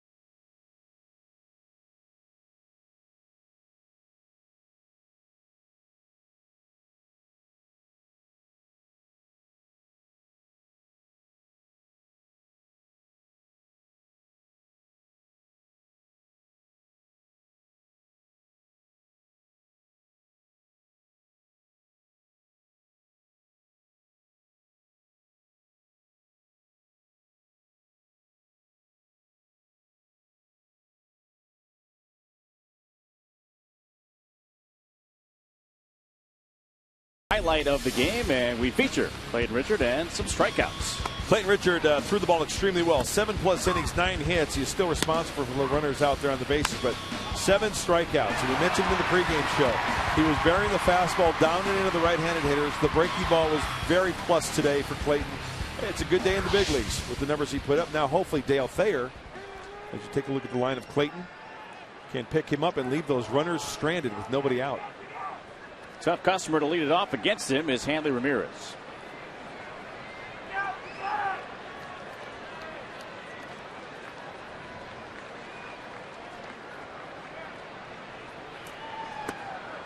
Starts him off with a breaking ball. Yeah, a hanging slider, and he got away with one, but he is ahead 0-1.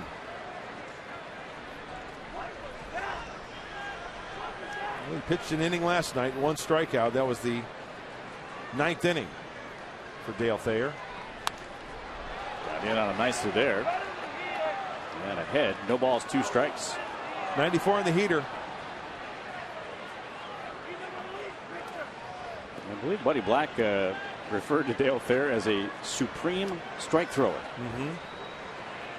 Hey, that's what you need, right? With a little bit of fuzz at 94, challenge those hitters. No free passes.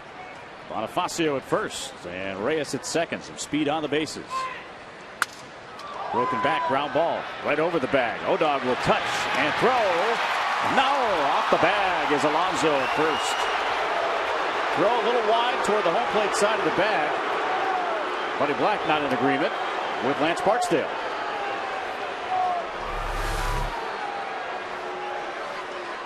I thought the ball was going to hit the bag. There's the force play, and yeah, he was off the bag. And he didn't come down on the bag. I think that's the right call. Off the bag, didn't come down on the bag. So fielder's choice, 4 unassisted.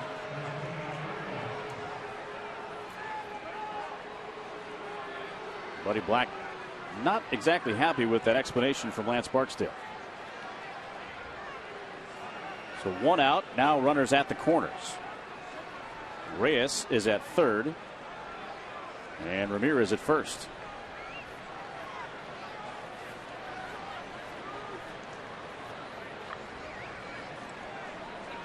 And we'll have a pinch hitter here. Greg Dobbs will come up and bat for Austin Kearns. Guillen playing the lefty-righty situation here.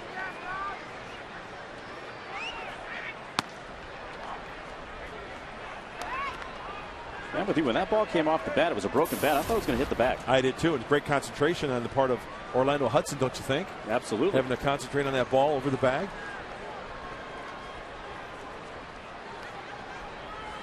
Well, keep an eye on Ramirez at first base.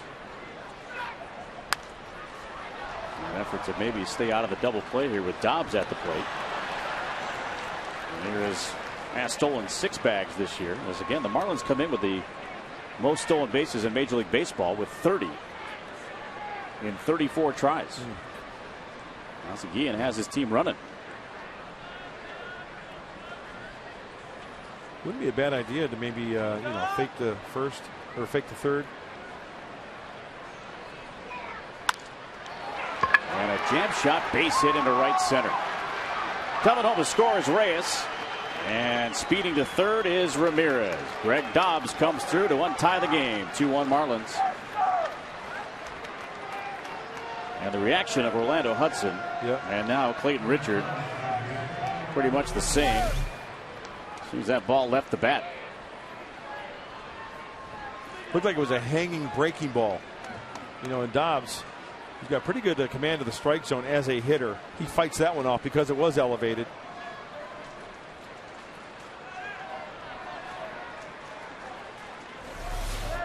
Hudson thinking, if only that throw was on the bag at first, it's a different story. But again, you can't play revisionist history. Just got to get the next guy out. There's the move that you requested.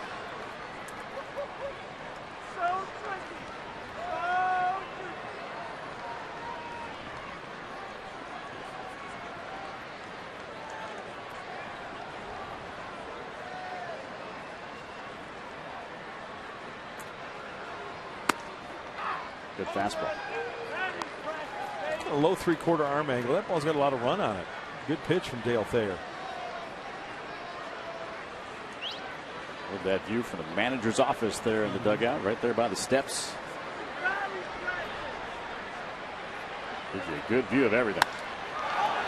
Getting a fly ball to deep center. That should be deep enough to get Ramirez home, and in fact it will be, as he'll tag from third and score. Sacrifice fly on a run batted in for Infante. And now 3-1 Miami. Another RBI for Infante. I was going to say, that guy's a little pest, isn't he? I mean, he just gets the job done. with the bat and the leather. That's why he's got that big smile on his face. 2 RBI today, 2 RBI yesterday. And Stanton will take a strike.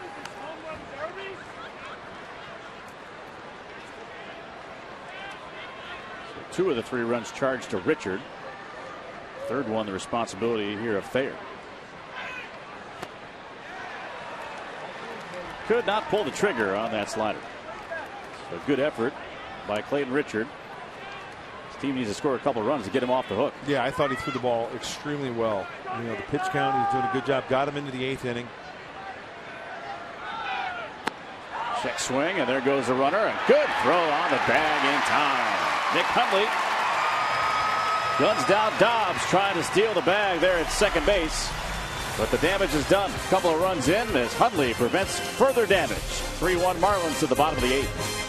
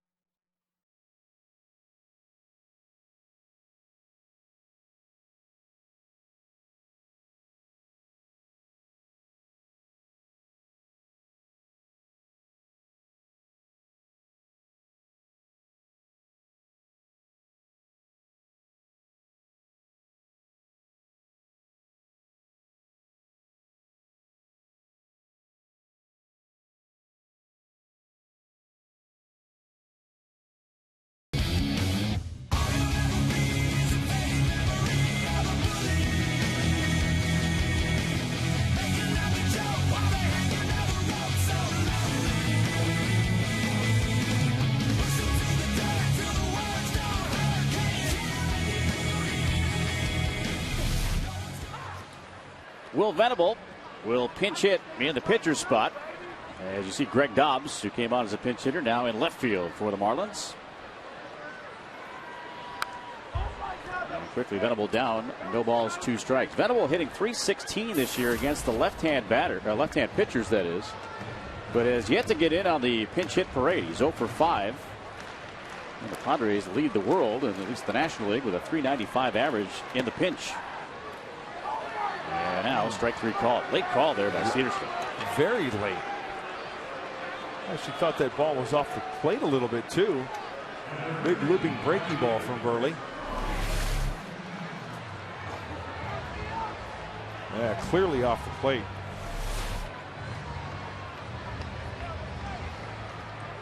So after Burley went 5 without a strikeout, he has struck out the last 2 Padres. Here is Denorfia. 3-1 Marlins. A 2-run 8th.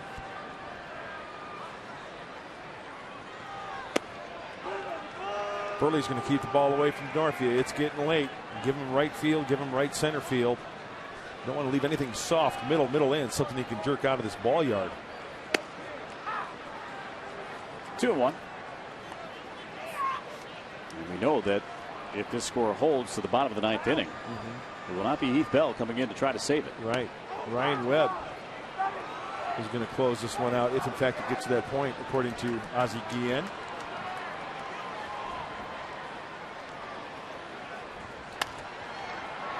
Snag on the mound there by Burley. 2 away in the Padres' 8th. And Jesus Guzman will come up.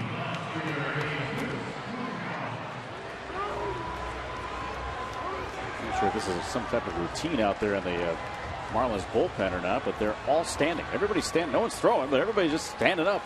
Just stretching the legs a little bit, huh? A few guys sitting there. Looks like it's the guard, the cavalry right there, protecting the goods on the bench there.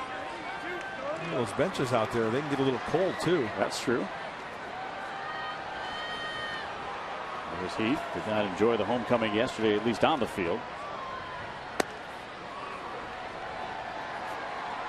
I'm sure he was very happy to see his family. Saw his son was with him in the clubhouse yesterday.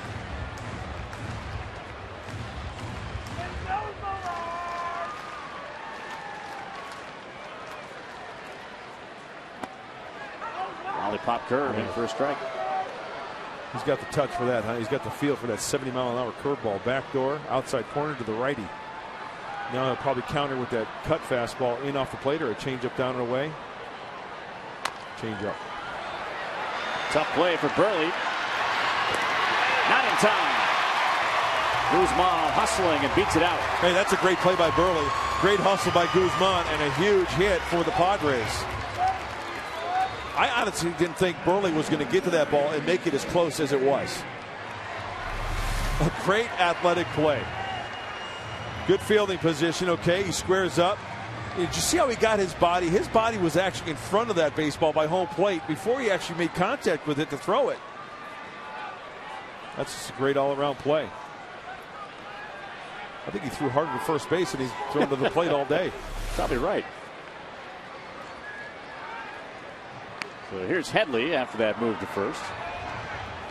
Headley has driven in the only Padres run today. That is in the 6th inning. And it was with Guzman at second base. RBI his 16th of the year. That leads the club.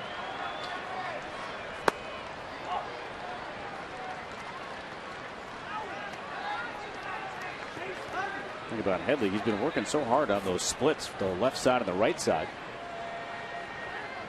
Numbers a little off on the right side at 229 coming in, 267 from the left. That one out of play. But you have to work twice as hard as a switch hitter to keep everything sharp. Yep. I remember him telling me that 2010, the splits were just ridiculous. I mean, he was such a much better hitter left-handed than right-handed. And he says the frustrating thing about that is I'm a natural right-handed hitter. Yeah. Just depends on how many you face. Get more swings from the left side. I like his power from the right side. I like where you're going with this too.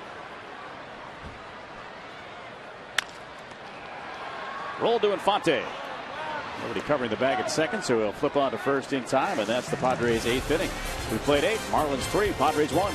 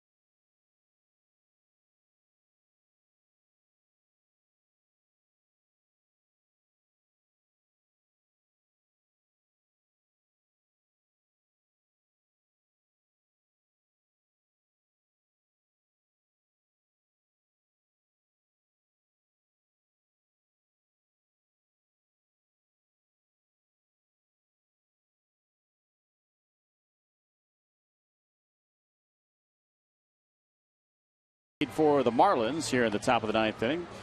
Coming up tomorrow, the finale of this 3-game series. We'll start it at 1:05. Joe Whelan will go to the mound for the San Diego Padres, looking for his first big league win. He comes in with a record of 0-4. He'll be opposed by Ricky Nolasco, good-looking right-hander who's 3-0 and a 2.76 for the Miami Marlins. So that's your matchup tomorrow. Nolasco and Whelan in the final game of the 3-game series, as Miles Mikolas will make his major league debut. Up from San Antonio, Double-A today to replace Houston Street on the Padres' active roster. And a couple of other defensive changes. Will Venable will stay in the ballgame. He'll be in right field. That will move Chris Denorfia from right field to where he is right now in left. So Miles Mikolas, Jupiter, Florida kid. 6'5", 220 pounds. He impressed in spring training. He had a very good spring. Yes, he did. A fastball, curveball, a changeup. Big kid. 6'5", 220. That's a keeper. Making his major league debut. The heart's got to be pumping.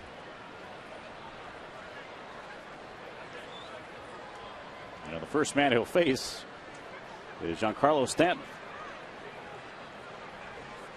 Some last words of wisdom from Orlando Hudson, and now Mikolas will get ready to throw his first pitch in the big leagues.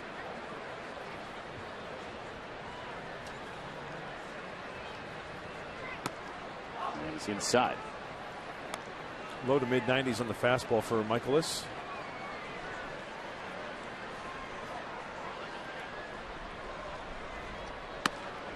Good breaking ball. Got the curve over.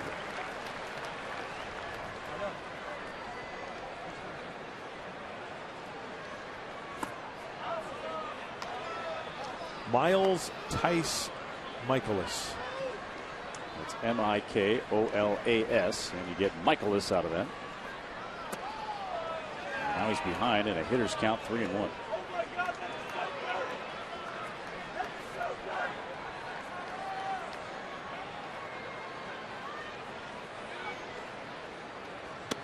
Big hack. Good cut fastball from Mikolas. Huh? Did you see a little cut on that at the end?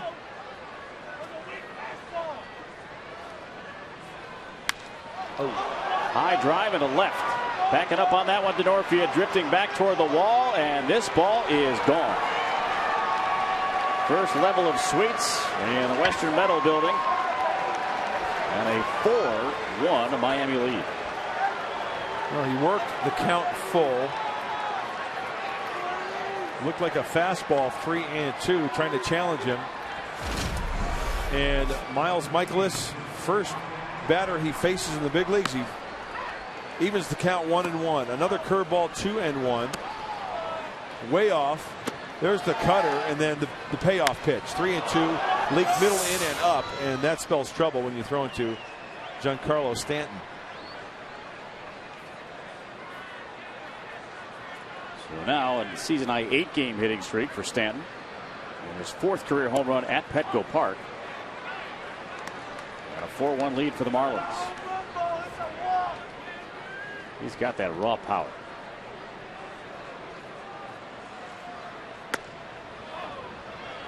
Well, that was a towering drive. Saying, hey, see how high that one went? How far that one went? And Brown was saying, yeah, I've hit him that far. One of the better hitting pitchers around. And now Mikolas has fallen behind Gabby Sanchez, 3-0. You know, especially coming from Double-A, it's got to be heart's got to be pumping. Mechanics have to be off a little bit.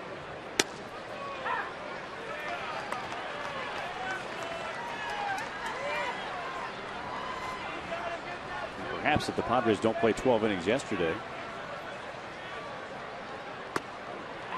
Nice breaking ball there. He's not in a situation like this where you want to keep the game close, but at the same time you can't risk the health of some of these guys that threw innings yesterday.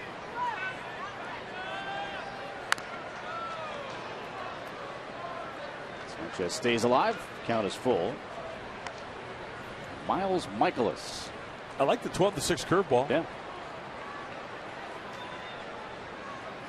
2010 at Fort Wayne, 13 saves. Last year at Lake Elsinore, 12 saves, 9 at San Antonio.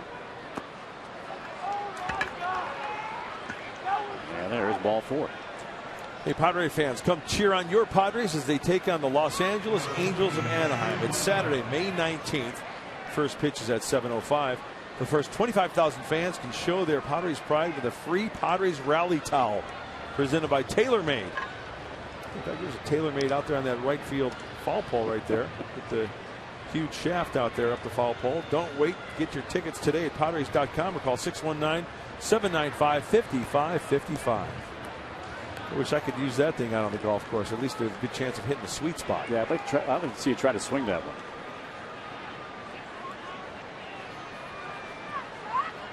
It's a large club. It's a huge club. Yeah, you're right, though. You would definitely hit the sweet spot with that size of a golf club. Is that a titanium shaft? See that all the way up the foul pole there. Whoa. Darren Ballsy was out to try to calm him down a little bit. Michaelis fires that one well wide. There's Josh Spence. Begins to throw for the Padres in the bullpen. Stanton still talking about that home run.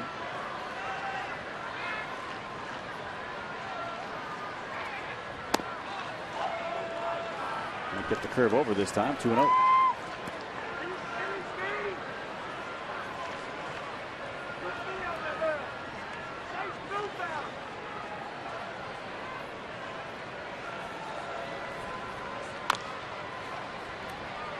That'll be a foul ball.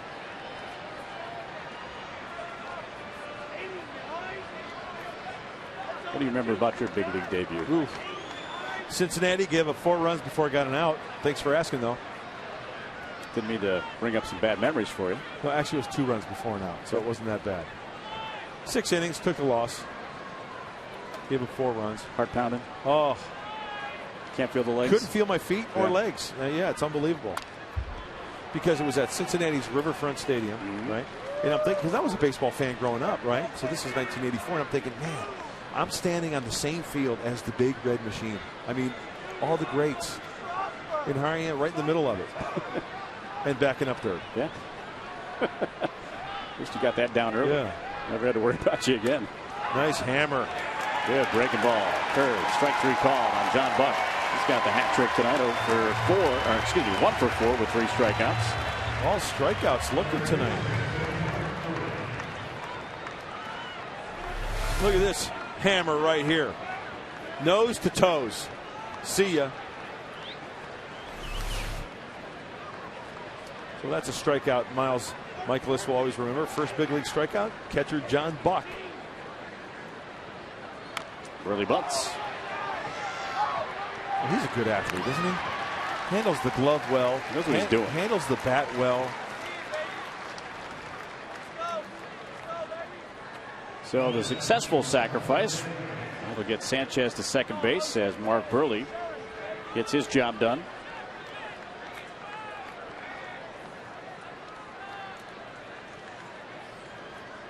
I mean, as you mentioned, though, with Burley, all-star, 3-time Gold Glove winner. Only pitcher in history to have thrown multiple no-hitters and earned more than 1 Gold Glove. Think about that. Wow. That's an impressive feat. Absolutely. Gets a high strike called there. So Burley and Bob Gibson are the only 2 pitchers. He was pretty good, wasn't he? Yeah, to throw a no-hitter in the same season that they won a Gold Glove. So Burley in some big-time company.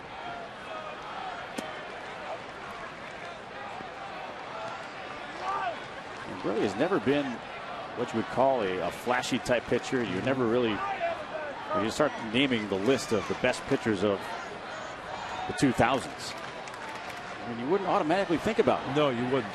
But he's just so consistent, as we showed earlier. 11 straight seasons of 10 or more wins. So Michaelis gets ahead. Starting to settle in a little bit here. I think you're right. I think the butterflies might be not an issue right now for Michaelis as he throws the curveball down in the zone. See how far in front Reyes is. Oh, yeah. Oh, throw him out of the game. Reyes slams the helmet down and throws the bat in disgust.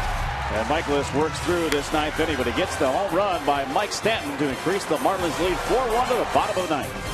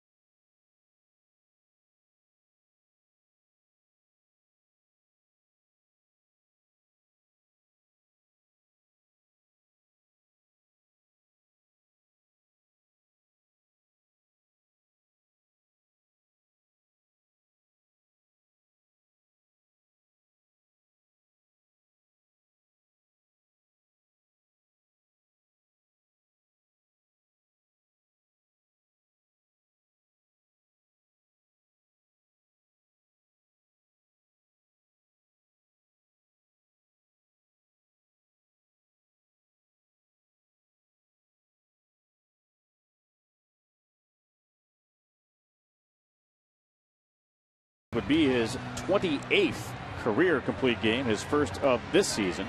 And look at those numbers, pretty good. 1 run allowed in 8 innings. As Nick Hundley will come up to lead off here against Burley. Padres down 4-1. They had a little ninth inning rally yesterday. How about another one tonight? Absolutely. And Burley 2 pitches away from the century mark. He's at 90-1. I take that back. This is 100. Still hitting his spots.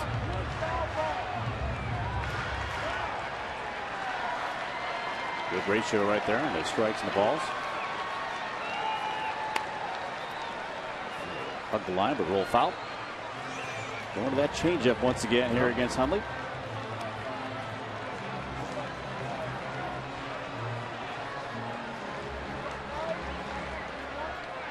Marlins trying to win their 5th in a row and 6 of their last 8 games.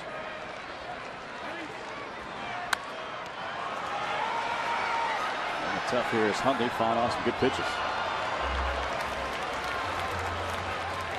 Burley this evening has had a lot of the Padre hitters out on their front foot. You know, it was especially apparent on that last pitch, breaking ball away, and Nick kind of out in front of you a bit.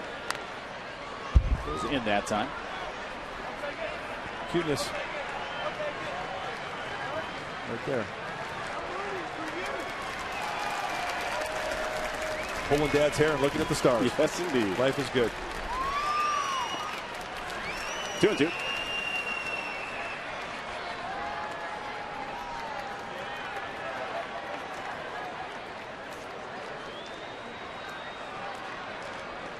Looking for his first hit tonight. Slowly hit. Bare hand pick and a nice throw by Ramirez. He is so good at that play. Made it look easy. Time now for the Carl's Jr. star of the game, and it is Omar Infante. Another couple of runs batted in against the Padres here tonight. 2 yesterday. So Omar Infante, our Carl's Jr. star of the game. They see the sac fly. They got to run home. They're doing a little bit of everything. Play some good defense too in this series. As Yonder Alonso will take. And it's ball 1 for Mark Burley.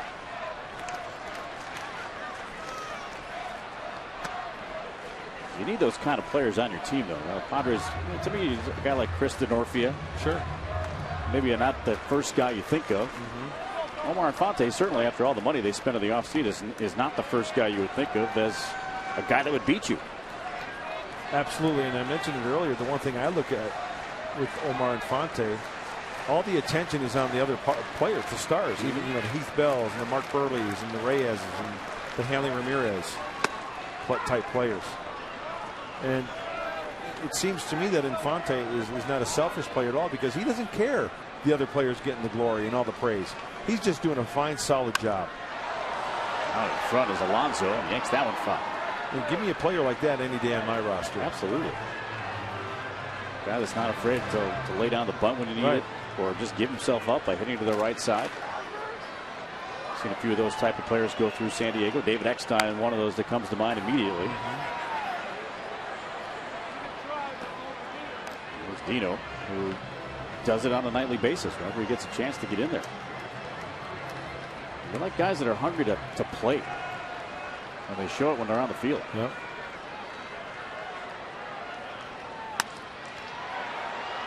Two, Infante. 2 outs.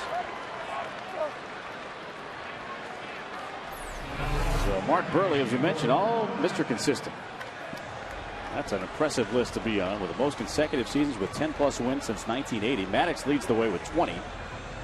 Mark Burley lurking in the woods right there with 11. I mean, look, Clemens, Sabathia, Glavine, Usina. Are you kidding me? 20 seasons with 10 or more wins? Really? If I didn't see it with my own 2 eyes, I would probably question the same thing. You know how hard it is to win a big league game, and then let alone win 355? And make it look as easy as he did, when in fact it really wasn't, because that guy studied more tape than I've seen a lot of hitters study. And Burley kind of in that mold.